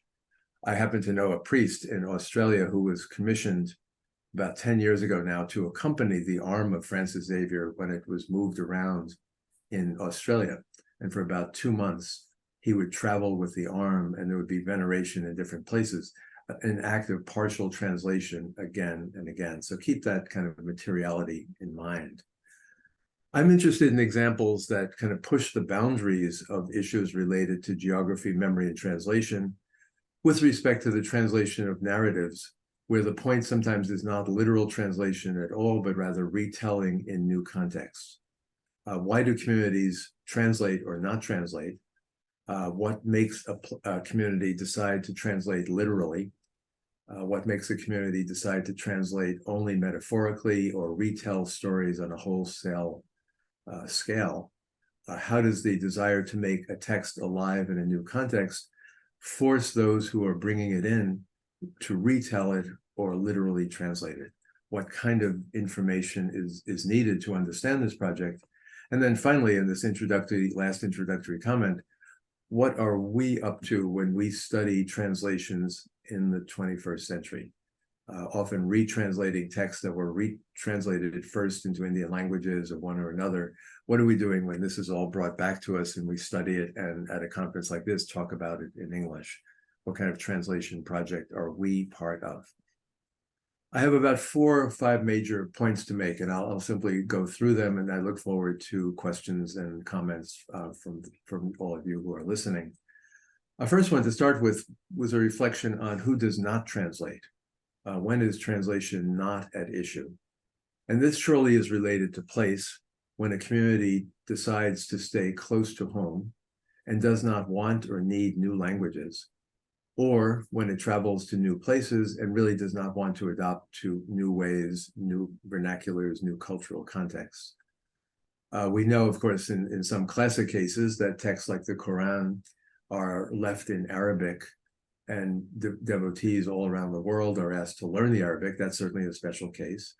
And has been mentioned often in the literature, the reluctance of the Roman Catholic Church at the time of the Reformation in the 16th century to allow the Bible to be translated into vernacular languages. So it's a different kind of reason than non-translating the Quran. But I think what the Catholic view was at that point, which has certainly changed over time, was that without the proper context of community, of worship, of theology, the mere words of the text would no longer make sense and could easily be misinterpreted. So rather than translating the New Testament, let's say, into Indian languages, as Protestant missionaries were doing, other texts of explanation, Bible histories, catechisms, and the like were put forward instead. And so I think that all those points are interesting in terms of what's not being done. And I was thinking in terms of my own area of research, the Sri Vaishnava community of South India And while vast generalizations are dangerous, and I could certainly see exceptions to what I'm saying, it seems to me that the Sri Vaishnavas, from the time of the Alvars, the Divya Prabandham to Ramanuja, even to the 20th and 21st century, are not particularly interested in translation. Now, this is the case even though many Sri Vaishnava texts have been in recent years translated even by Sri Vaishnavas, and all these little pamphlets and versions of the works of the Alvars are available. But my sense is, knowing Sri Vaishnavas over the past 40 years, is that it's much more desirable that those who are interested simply be members of the community, be residents of Tamil Nadu, be participants in the community who go to the great temples in Tirupati or Sri Rangam or Kanchipuram and so on, or that people learn Tamil and learn it properly and become part of the community by their learning.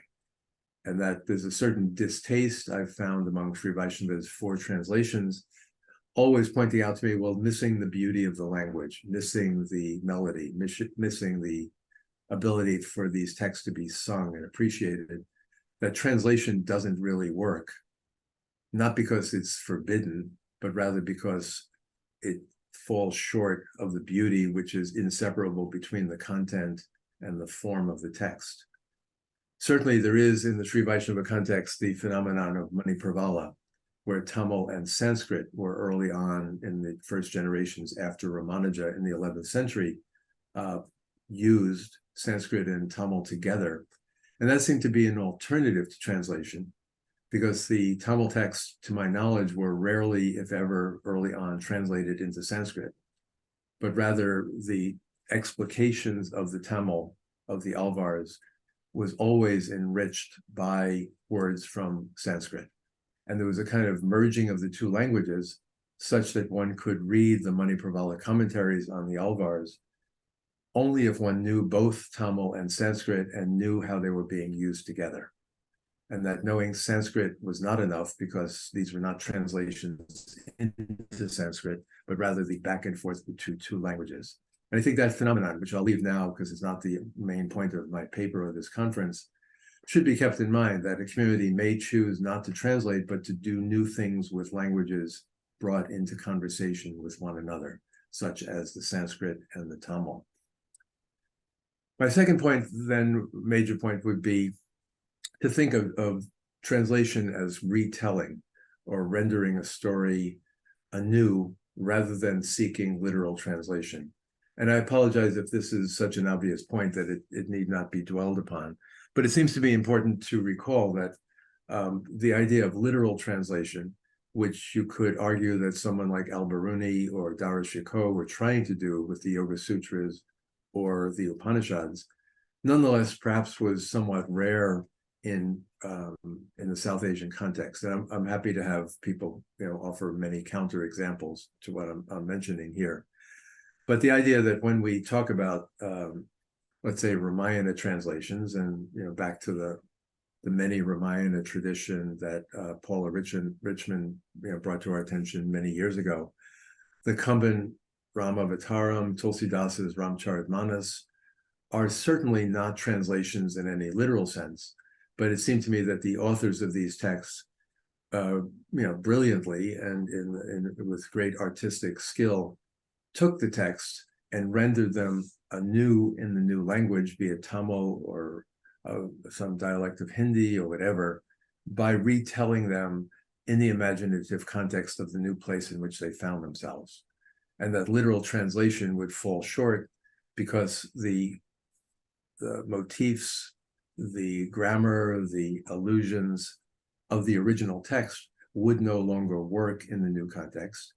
And successful translation had to engage and dwell upon the riches of the local culture, its grammar, its language, its politics, its economics, its religious sensitivities, even in the sense that you might say of an ecumenical or interreligious context, such as we find with Tulsidas, thinking of the North Indian context, the Shaivas and Vaishnavas and so on. And this is an interesting phenomenon because to realize that let's say Tulsidas's texts or Kambans are not translations, and yet they are at the same time, is a way of opening up the issues, I think, of this conference, talking about where you are translating, what kind of production you want to have in the new context of the remembered text, and how you want to express it in the new context, even though you are letting go of elements that might have been present, let's say, in Valmiki Ramayana in previous generations. So what is gained and lost by these retellings over time, I think, becomes a very important issue. I'm also aware of this, and this is, I'll turn to really my main point, how this worked in the Catholic context, whereas I've already mentioned that there was a Catholic reluctance traditionally, not today, but traditionally, to translate the New Testament of the Bible into Indian languages, because again, other ways of communicating the content were considered to be preferable in the religious ritual context of the Mass and so on, but also in catechesis and so on.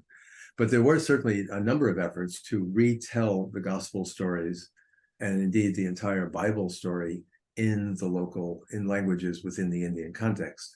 And I can think of some of these, and these would be well known to some of you, and certainly to Dr. Royston and others, very well known. You have Jerome Xavier, the Jesuit in the late 16th century, the Mirat al-Qud, Mirror of Holiness, the translation, basically a rendering of the gospel stories in Persian for the sake of Akbar and the Mughal court. And the emperor was interested in knowing more about Christianity. Xavier says that he worked very hard in improving his Persian, and then rendered what we might call today a harmony of the four gospels in Persian in order to give to the emperor. And this text also was famously accompanied by beautiful illustrations that showed scenes from the Gospels in ways that are much appreciated. Many of these are available in this country, the United States, in the Cleveland Art Museum, where they say in their blurb about the text that they have, this Mirror of Holiness relates Xavier's version of the life and miracles of Jesus based on a number of canonical and apocryphal sources. Xavier emphasized aspects of the life of Jesus that he thought would appeal to Akbar in hopes of winning the emperor's conversion to Christianity, which of course did not happen. But the idea that canonical and apocryphal sources would be used together, taking from the four Gospels, borrowing selectively, and then from popular legends, let's say about the birth of the Virgin Mary or about the story of Saint Joseph and so on like that, bringing all of these things to bear, arguing that without doing so, without retelling in a way that was imaginative and powerful, this would simply not work. And that work, which has been beautifully produced and translated in recent times back into English, or into English, I should say, is a notable instance, I think, of this retelling as a kind of translation. And then Dr. Royston's own area of expertise, Thomas Stevens' Chris Purana into Marathi. Her book, again, Text, Traditions, and Sacredness, goes in great depth and with great sophistication into looking at this text, what Stevens was up to in his work. And the idea that there was an ambitious retelling of both the Old Testament in part 1 and the New Testament in part 2, very selectively because of the length of the Hebrew Bible and the many stories, but retelling selectively key accounts, key passages, key stories, such as creation, the fall of the angels, the fall of Adam and Eve, the exodus to Egypt, the captivity in Egypt, the stories of the prophets, captivity in Babylon, all of these stories being selectively retold in linear fashion. So from the beginning, so to speak, Genesis up to predictions of the coming of the Messiah, Christ. And then in volume 2, again, using some apocryphal sources, but basically retelling the story of Mary and then of Jesus brought together in this second part of the work, all concluding with the resurrection and the ascension of Jesus into Vaikuntha, or heaven.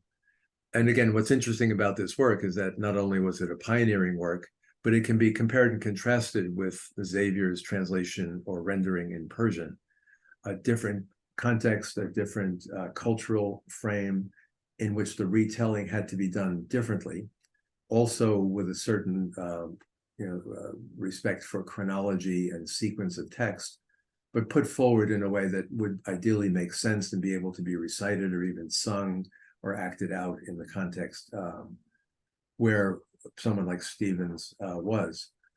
Another example that I only mentioned, but I've not studied it at all, I'll just mention this in passing, Johann Ernst Hunksleden, Arno's Padari, in the Kerala Malayalam context, writes the Puthanpana, a work that also deals with retelling the Bible stories in the Malayali context.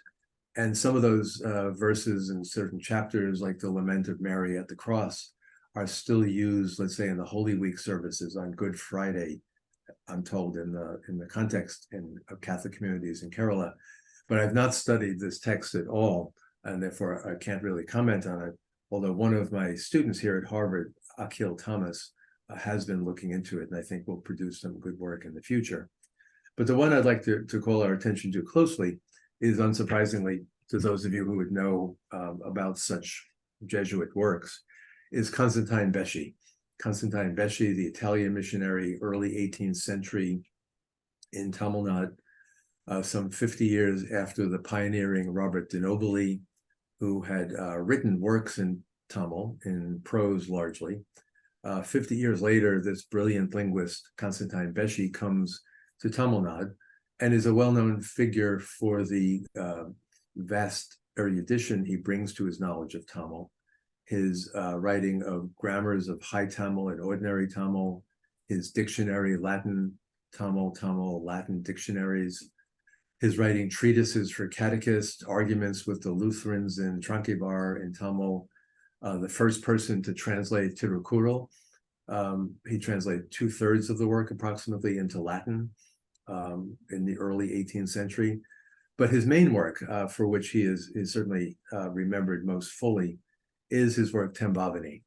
You might translate it the unfading garland or something like that, which is another of these Jesuit retellings of the Bible, particular to a particular region of India. So not Akbar's court, not in the Marathi context, but now in the Tamil context.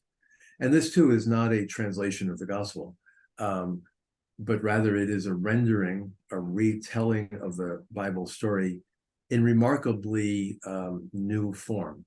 And I would argue, and I'd be happy to have pushback from any of the learned audience, a more radical transformation of the Bible and imagining how it is to be told than was done in the work of Jerome Xavier or Thomas Stevens. Namely, because what Beschi does in this work is decidedly not do a sequential telling of the Old Testament, New Testament, from Genesis up to the life of Christ, but he recast it entirely as the life of Saint Joseph. So Saint Joseph, those of you who have some familiarity with the Bible will know is the husband of Mary, in the Catholic tradition called the foster father of Jesus. And he says absolutely nothing in the New Testament. No words are coming out of his mouth. He has a number of dreams which tell him to take the baby and the mother and flee to Egypt. You can come back, and other things, not to worry about Mary's pregnancy because it is of God, not of a human being. But he says nothing, and he's a relatively, therefore, a very minor figure in the New Testament. But what Beschi does in his work is, over the 36 chapters and 3,000 plus verses of Tembavani, is cast it as a story of Saint Joseph from his birth, his decision to be an ascetic, his decision to live in the city, how he meets Mary, how they are betrothed, and so on, all the way up to his death before the public ministry of Jesus begins. So the strikingly missing from Tembavani as a retelling of the Bible is anything that happens in the life of Jesus after he is baptized in the Jordan by John the Baptist. Rather, it is a telling up to the death of Joseph. There are allusions to the crucifixion and resurrection, but those scenes are really not part of this. And all the famous teachings of Jesus, the Sermon on the Mount, discourses on love of neighbor, the various healings and curings and so on like that, none of that is in Beschi's work. And I think this is kind of strategic retelling that may be relevant to the purposes of this conference of asking how is it exactly that the gospel is to be communicated in the South Indian context, and what needs to be done. And what he seems to need to be wanting to do is, by choosing Joseph as his figure, is to both talk about the missionary, how the missionary in a sense is a bit player, a minor player in the presence of the Christ in the Tamil context, and also to enable the listener, the learned listener who could understand the high Tamil of Beshi, that the listener in South India would imagine, I could be this Joseph, I could be a player in the story of Jesus in Tamil Nadu. So rather than dwelling on the great stories of Abraham or Moses or King David or Solomon and other such figures, putting it in terms of the story of Joseph seems to bring it down to earth and make it imaginable as a story for individuals. The turn I'd like to take to this, and in the next part of my talk, and I'm almost done, I'll be done fairly shortly, is that, for example, what does Beshi do with the flight to Egypt in his account? So those of you familiar with the gospel stories will know that when the baby is born in Bethlehem, the three magi come from the east. The magi go to King Herod's court to find out where this baby is born, because this baby is prophesied to be the new king of Israel. Herod is naturally alarmed by this and tells him to come back and tell him where the baby is so that he can come and worship. That is to say, he can kill the baby and get rid of his rival. They flee by another direction. Joseph is told in a dream to take the baby and his mother and flee to Egypt. What exactly that meant in the context of the gospel, did it literally mean what we mean by Egypt? It's hard to say. But certainly the tradition takes it full-blown story of traveling across the desert and going to Egypt. And it's instructive to see, contrast, how Beshi talks about this, compared and contrasted with his predecessors, Jerome Xavier and Thomas Stevens. So Jerome Xavier, in his account in Persian for the Emperor Akbar, barely mentions going to Egypt at all. It's a minor mention. Yes, this happened. It's part of the gospel story, and he leaves it at that. In Thomas Stevens' work, there is certainly more to be said about the placement of the account of going to Egypt. Stevens, in his second part of his Purana, devotes a whole chapter to thinking about what happened in Egypt. And there's kind of a dialogue or a back and forth account where people will ask questions, and they talk about people in Egypt, the priest of Egypt, the people of Egypt, about who this couple is and what this remarkable baby is. But it's like I checked into the translation, available translation, it's only 89 verses out of a fairly long work, and then moves on to something else. Whereas Tembavani, and this is the point, of its 3,500, 600 verses approximately 1/3 or 40% of the entire work is given to the journey to Egypt and back. And it seems to be remarkable that what Beshi is doing is from the fleeing of the country to the crossing of the desert, in which all kinds of biblical stories are retold along the way, including stopping at Mount Sinai, where an angel retells the story of Moses receiving the 10 Commandments and so on, all the way to Egypt, is that not only is Beshi taking the biblical stories and in some sense translating them into Tamil and retelling them in Tamil, but he's taking the entire scene and the story of salvation in Christ, Mary, Joseph, and the baby, and translating it by moving it to Egypt for 40% of his epic, which seems to be strategic, because what it is doing in this context is providing, in a sense, a third space.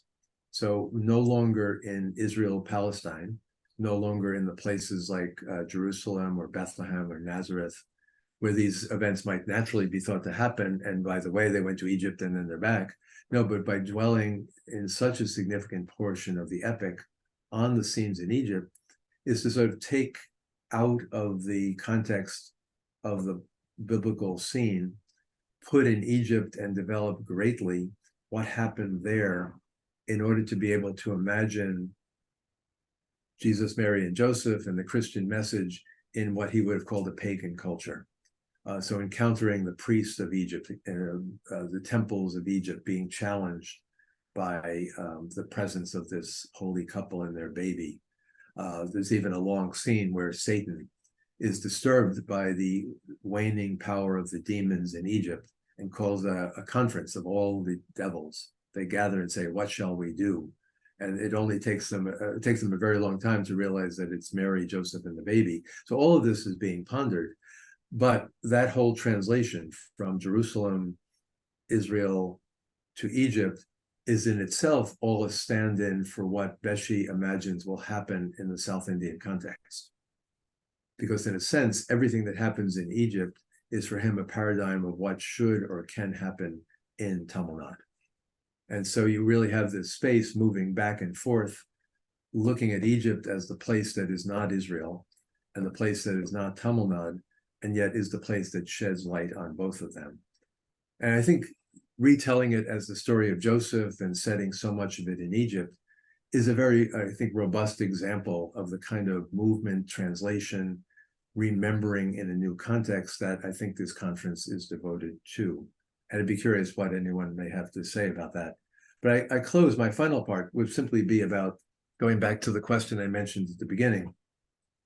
What are we doing when we have such interest in these accounts, ranging from the Valmiki Ramayana being retold in Kumban's Ramayana, which is now as a major translation project to do a new translation of that for the Murti Classical Library.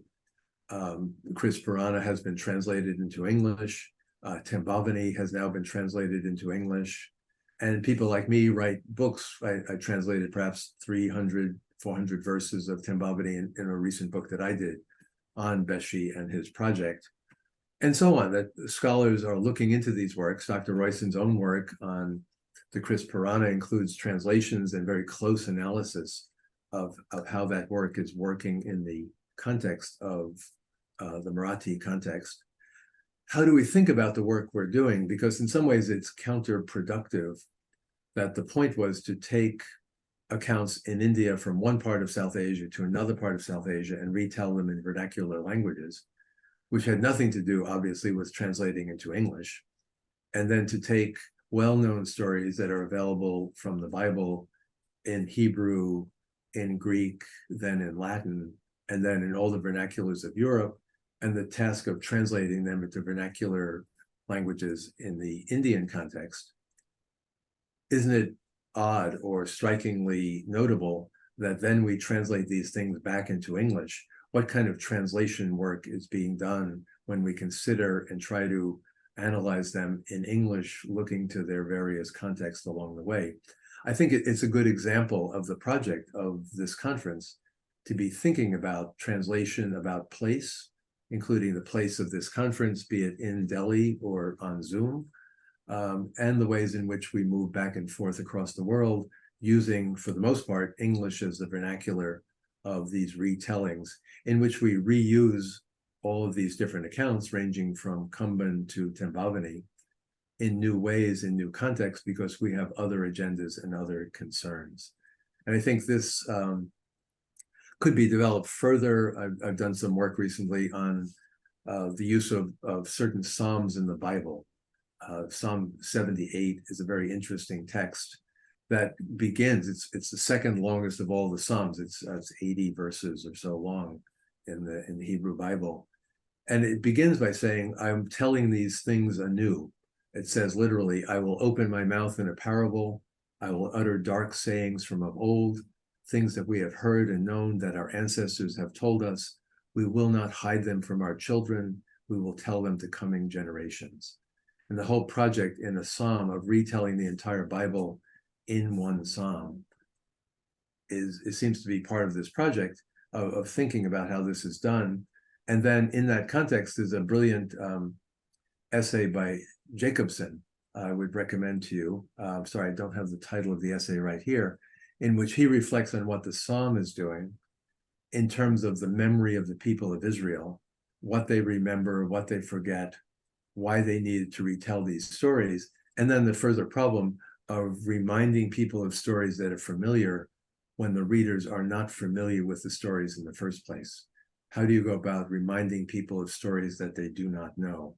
And how the psalm, and then by extension, the works we're talking about in a conference like this, are using old accounts from various South Asian languages, and then from translations from Western languages into South Asian languages, putting them into English and creating kind of a new memory bank in English of all of these accounts and putting them all to purposes which they did not have in the first place.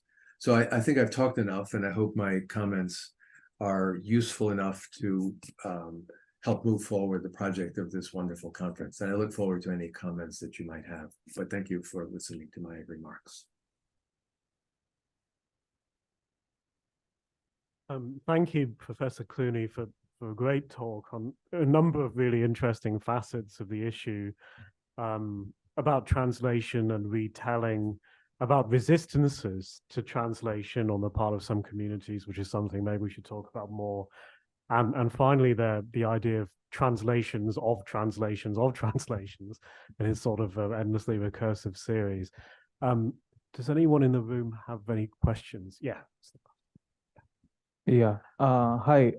First of all, thank you, Professor Clooney, for that fantastic lecture, very coherently put. I want to ask you something about navigating differences when it comes to translating texts. When we are working with texts which are not exactly in our domain of lived experience, something that what we may consider as exterior or outside of our own experiential gamut. When we are dealing with texts like that, when we are translating, interpolating, or even commentating on texts like that, how do we navigate the sense of difference in our work? Because you have worked with different cultural contexts, how have you yourself navigated that sense of difference when doing your own work? So yeah, that's my question. So do you mean the sense of difference regarding the difference between us and the text we are reading and translating? Yes. Yes. Yeah, okay. Difference between our lived experiences and our texts. Yeah, I mean, that's a very good question, because we relate to the texts that are at issue in various ways. And I could think, for example, when I talk about these Jesuit missionaries translating some version of the Bible stories into Marathi or Persian or Tamil or Malayalam, whatever, I'm dealing with stories that I know fairly well because I grew up with the Bible. So these things are familiar to me, and I can be alert in reading any of these accounts to what is in the Bible per se, or what's in the so-called apocryphal literature surrounding it. So there's a certain sense of the strangeness of the text is diminished greatly, because whatever language it's in, there's certain resemblances that are obvious to me. Again, I stressed with somebody like Beshi that he tries to do something new by moving everything around. But it's different for me. I mean, when I started translating Tamil poetry some 40 plus years ago with A.K. Ramanujan at Chicago, translating some Vaishnava classics like the Tiruvayamuri of Namalvar, all of this was unknown to me. And I didn't have the background. I had read, intro to Hinduism books and so on like that. But to begin to see how the myths are retold in the poetry, how there were remembrances of details that I didn't know in the first place. Therefore, it was a different kind of learning process where I had to see the repetition. So how many references in the Alvar to Vamana, the dwarf, and the retellings of that story, or the churning of the ocean, or the killing of Kamsa, all these different stories coming up. And I started learning them by repetition because they came again and again, even though, as I mentioned regarding Psalm 78 at the end, seemed that readers of that psalm were often being reminded of things they did not know in the first place. And so I think I was finding my way into understanding Sri Vaishnava allusions, references, mythology, and so on, because reading these texts is both, my effort to translate them into English so that I could understand them and write about them, but also it was a new education in which I was being instructed in the whole tradition of another culture. And I think, just final thing I would say in regarding your comment would be the care that is needed when you are treading on the ground of a culture and venturing to translate what does not belong to you in the first place. There's a certain sense, being a Jesuit myself, that I can trample all over the ground, walked by Stevens or Vesci and so on, because it's all sort of in my frame of reference. But the works of the Alvars or Shaiva works in Tamil Nadu or Sanskrit works of Ramanuja and so on that I translate, all of these works, I have to be very careful. And that's usually why I insist on reading them with readers in the tradition. Early on in my career, I would be in Mylapore in Madras, Chennai, reading with teachers. But in recent decades, always reading with commentaries. So indigenous commentaries in Sanskrit, Tamil, Manipravalam, none of whom are translating the works, but they're interpreting them and giving the cross-textual, intertextual context with other works and so on, that I think are at least safeguards that someone from the outside like myself can avoid some of the more egregious mistakes one might make when you suddenly barge in on somebody else's religious tradition. Professor Clooney, thank you so much for a very good account.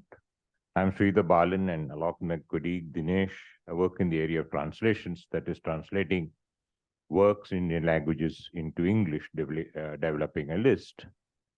I like to shift the context a little, because in the introduction that was given, we also understand that you're interested in memoirs.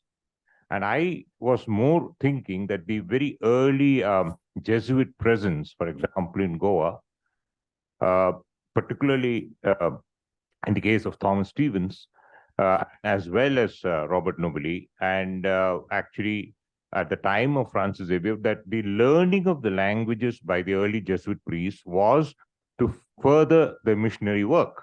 I mean, that was their primary purpose for actually learning. In the case of Thomas Stevens, it was Marathi, and he was equally adept at learning Konkani.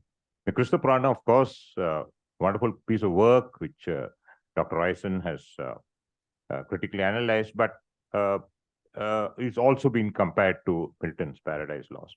But it was also a moment where they had to get in, more conversions, and they were meeting with a lot of resistance. We have accounts now of the use of the Portuguese army and so on. In the case of Nobili, and I think there is an account, please correct me if I'm wrong, of Stevens meeting Nobili in Goa before Nobili went down to Madurai. And Madurai internalized the whole, practices, Hindu practices, including the ritual, and he was probably given a facility of eating that he was called the Italian Brahmin in Madurai. And then, of course, the whole chain of education institutions. So my point is this, that how does one reconcile this fact of learning these languages in order to do that proselytization work, but also you actually get involved in academic work for its own sake? How does that square when you have a reporting line initially to Francis Xavier and then to the papal authority in Rome? And how was this looked upon back in in Rome, and how were they viewed at? Because for some of them, when they came and settled in India, there was no return ticket. Thomas Stevens died, he was buried, and so on. So there was no, and that's also true of other priests and other presences. I can give examples from Jamshedpur, when the Xavier Labor Institute was first set up. American priests actually came there, and they had no return ticket. And I asked Father, close colleague of mine from the Loyola College in Chennai, and he said, they burnt all the bridges, Balan. They burnt their bridges. Thank you. Thank you. There's so much in your comments that I could comment on. I should mention just to you personally that my own experience of South Asia began with a return ticket. So I spent 2 years in the 70s in Kathmandu teaching at St. Xavier's School, and then flew back to America. And I've gone back and forth many times, but I knew missionaries in Patna and Bihar and other parts of North India who came and had been there 50, 60 years and never returned. So even in the 20th century, this was still a phenomenon. And I think you're right about the the political side and the proselytizing side of what these figures were doing, and they're pretty clear. And you could make continuities between Francis Xavier, Thomas Stevens, Jerome Xavier, Robert de Nobili, Constantine Beschi, and others, that they were all working, again, within a colonial context with variations on that context, and all were interested in planting the faith in the Indian context, and believed that part of that had to be to communicate the truth of the gospel, the stories of the Bible, and so on in the local context. And it's very obviously clear in what I mentioned about Jerome Xavier translating the harmony of the Gospels into Persian to give to the Emperor Akbar in hopes that he would convert. And that didn't happen, but it produced this fine literary work. What's interesting, of course, in the Tamil context is that de Nobili, by many accounts, deliberately went to Madurai and went into the deep within the country to get away from the Portuguese and to not be simply in the shadow of the guns and weapons of the Portuguese intimidating the local people. Tried at least to be in a different context, and then tried to think right in the language, and really believed that the ideas of the faith could be successfully translated and talked about in Tamil, and that the cultural differences had to do with the externals of language. Whereas if you got into the reasoning, and I'm not defending this, but if you got into the reasoning, people of South Asia, Indians and Europeans thought alike and could talk and think alike about God and so on like that. That was part of the goal, was to translate successfully so that the conversation could take place.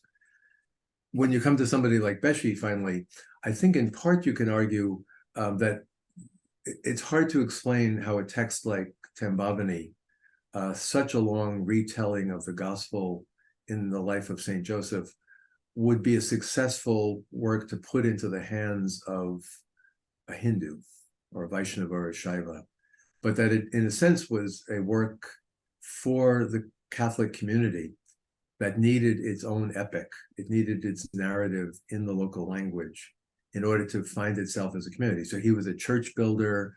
He was into architecture. He had a beautiful, a pioneering statue of the Virgin Mary wearing a sari brought in from the Philippines.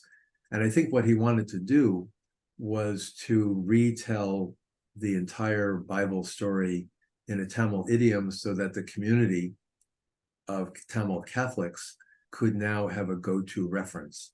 And perhaps I'm venturing, Margarita Trento is a historian who has a wonderful recent book on Tembavani and Beschi.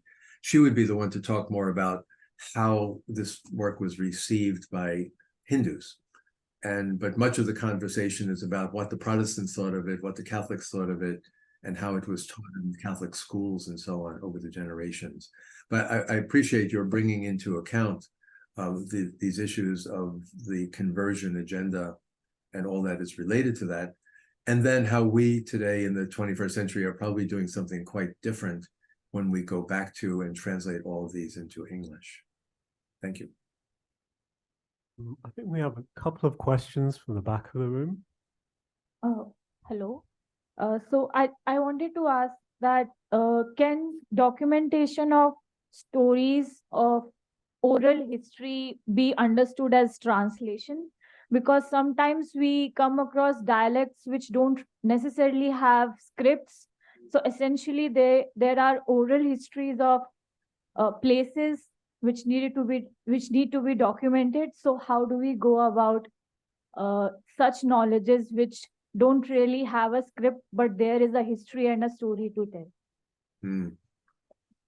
Well, this is so I do a certain kind of comparative work, drawing on Christian tradition and various Hindu traditions, and often scholars, when they talk about this field of mine that is called comparative theology, the back and forth between traditions, they'll point out to me that actually my work works well if you have long textual traditions with writing, the production of palm leaves, manuscripts, printed books, commentaries printed at the bottom of the page, and so on. but that people have often pointed out to me, well, that doesn't work with oral traditions. You can't sit down in your office in Cambridge, Massachusetts, and interpret oral traditions from somewhere in Native American communities or Africa or local communities in South Asia. And that some other kind of becoming part of the culture is required, a longer, more patient, different kind of study in order to be there, to hear the stories, to be around when the stories are being told, and to be candid, I mean, to have facility in the language so that when these stories are being told in the language, you can understand what's being said. It's one thing to have a Sanskrit text or a Tamil text or a Latin text out on the table with dictionaries and grammars around and so on. But if you're at a performance or a family event where the stories are being told, you can't have your dictionary out and your grammar out and so on. So I think there's a different kind of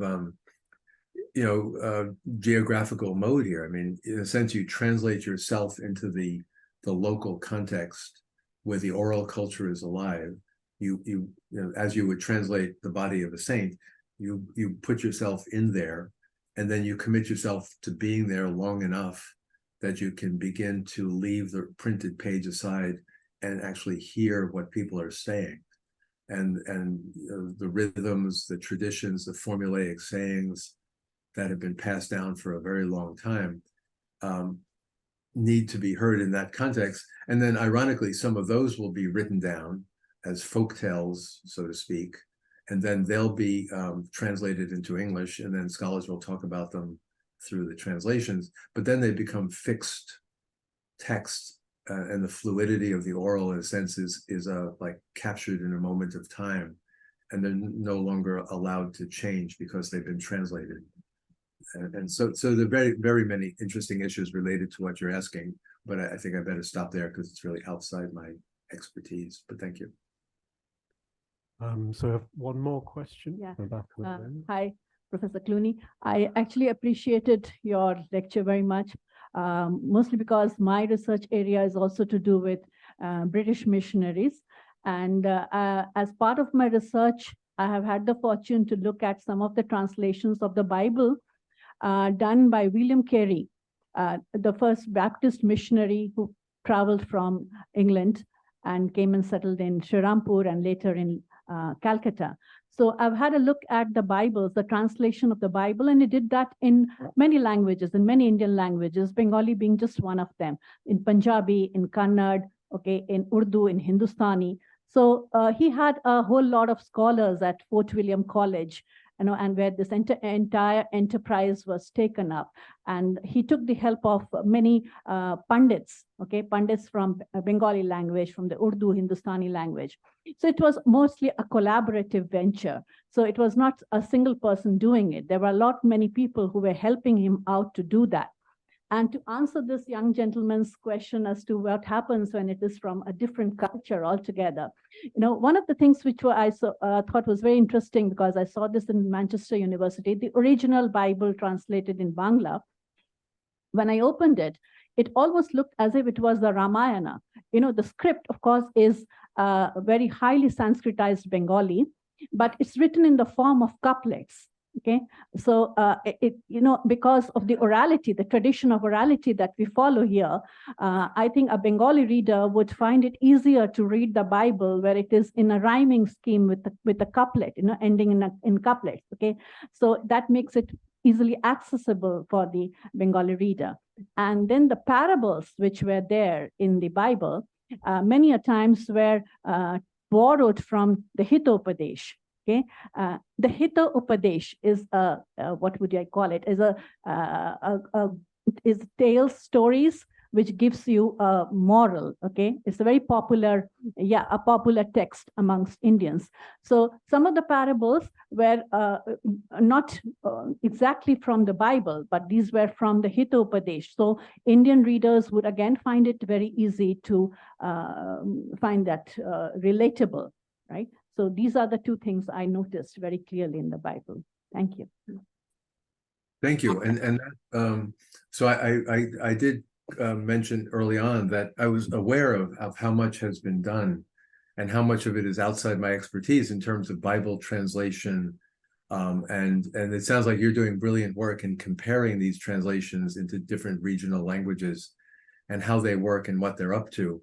And I suppose perhaps simply because of what I know as opposed to what I don't know, I shifted off into this realm of the retelling, translation as retelling.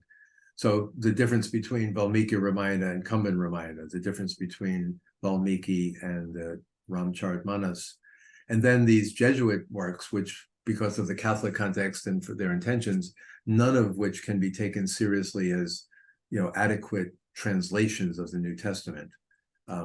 That's not what Jerome Xavier or Thomas Stevens or Constantine Beschi wanted to do. So I went off in another direction of the retelling. One could, and perhaps you've done this, you know, look, well, what happened when Catholics got serious about Bible translation? And I know I was in Madras, Chennai, in the 80s when they were still working on a new ecumenical translation of the Bible into Tamil, New Testament and the whole Bible, and getting Catholic and Protestant scholars together to try to, first of all, de-Sanskritize the Tamil, the older Tamil translations, and also make it sound reasonably good in Tamil. And all of that work, you know, scholars other than me can work on.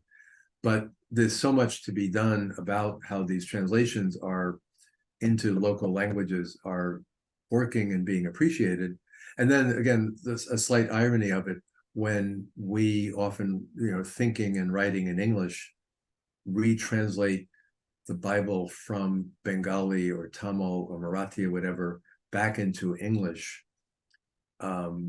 or French or other European languages, and then start comparing what we've translated back to the original Hebrew and Greek and so on. It becomes very contorted. And there's this kind of, you might say, you know, 21st century back and forth across the oceans in which translation is happening in surprisingly new and odd ways in our time and place. Thank you. Shall we close with some questions from Zoom? How many do we have time for? Hello, Professor Clooney. We have 3 questions on Zoom, but 2 of them have been partially answered. So I think we'll take one of them, and I'll read it out for those of us who are here in the room. I wonder if Father Clooney, in his discussion of the reluctance to translate, has considered the 2 motivations which have been salient. In the Jewish reluctance from the early days, the Talmud's denunciation of the Septuagint until today, the ban against the Steinsalt's translations of the Babylonian Talmud, just wait for Shea Cohen's edited New Oxford translation of the Mishnah, esotericism, need for context, also the no translations produced for women like Sena Urena. I didn't understand the last part. I'm sorry for the lack of clarity, but this is one of the questions from Zoom. Yes, and this, again, I'm reading it, I've opened the Q&A here. The reluctance, I think, is an important factor when talking about translation, as I alluded to early on, groups that prefer not to translate. And it can happen within a tradition. Again, you know, the Quran is to be heard, memorized, learned in the Arabic. And then my sense of the Sri Vaishnava community, that you just miss so much of what this is all about if you try to translate it into English, and therefore you stay with the Tamil. But now this is another further aspect, the Jewish reluctance from the earliest days, such as the Talmud's denunciation of the Septuagint until today, concerns about translation of the Babylonian Talmud. And yes, our colleague at Harvard, Shia Cohen, we're all looking forward to his full translation of the Mishnah that is coming soon, I think. What to do about this? Because on one hand, we all know, for instance, like the Talmud. I mean, it's so fascinating, and for so many of us, such as me, not knowing the Hebrew, it's a literally closed book, I suppose. But then wanting to see it in translation, and then people saying, well, it's none of your business. This is not for you, it's for us, it's for insiders. Learning the language and studying with a rabbi is part of the price of admission. and that getting it in translation is cheating in a way. You can't do that. And again, in a very nice way, I find that with the Sri Vaishnava community in Tamil Nadu, who I've known, have friends there for many years now, you know, on the one hand saying, well, you've got to learn the language and you've got to read it in the original. It doesn't work in translation. And I find people appreciating the fact that I have tried and can read some of the Divya Prabandham, Bhagavad Vishayam commentaries in the Tamil Sanskrit Mani Pravala. When do we back off and say, well, we won't translate this? I suppose that the logical follow would be, well, you shouldn't even read it. It's not for you. Stay out. And that's a tricky issue. One thing is translating it or not, respecting the community of people who care about this and in a sense own it is a big issue. But then reading it becomes an issue of, well, if the books are printed and if the books are available in libraries and the books are available for sale, it shouldn't be entirely surprising to a community that people might have the books and read the books and understand them, even if they come from other backgrounds. And it may be, in some cases, just a matter of unexpected. I can't imagine that somebody like you would be reading our text because people like you don't have the ability to, and then suddenly somebody does have the ability. But as with, I think we're very sensitive today to the concerns with oral traditions and vulnerable native communities that are being intruded on and destroyed in many ways by dominant cultures, to back away from intruding on oral traditions. And perhaps we have to have further concern about how much we take for granted that if something is a book, we can do with it whatever we want. And the whole debates between Western ways of understanding Hindu texts and Hindu understandings of Hindu text then features in here. So that's a very good question. And bringing in the example of the Talmud, I think, is a really helpful analog to what we're talking about. I think that's been, a very rich and deep discussion, and maybe we should end the session there. So could we have another round of applause for Professor Clooney? Thank you all. My pleasure to be with you. Thank you so much. And now, T. Thank you, Professor Clooney. It was an honor having you. We will proceed to tea, and I won't stand in the way of that, but there's a request from the team that we want a group picture with all of you before you leave. So if Professor Clooney could stay on the screen and all of us could quickly gather for a picture, that would be wonderful. Here in the front, the speakers as well as the attendees, all of you. I would like to thank all the Zoom attendees. We had 100 people attending throughout since the beginning. Thank you for your patience. I know that it can get tedious on a screen sometimes, but your dedication to the field and academics is appreciated. And we hope to see you again tomorrow because we have a lineup of wonderful speakers for tomorrow as well. So I hope to see everyone on Zoom and in person tomorrow. And now for the group picture and tea.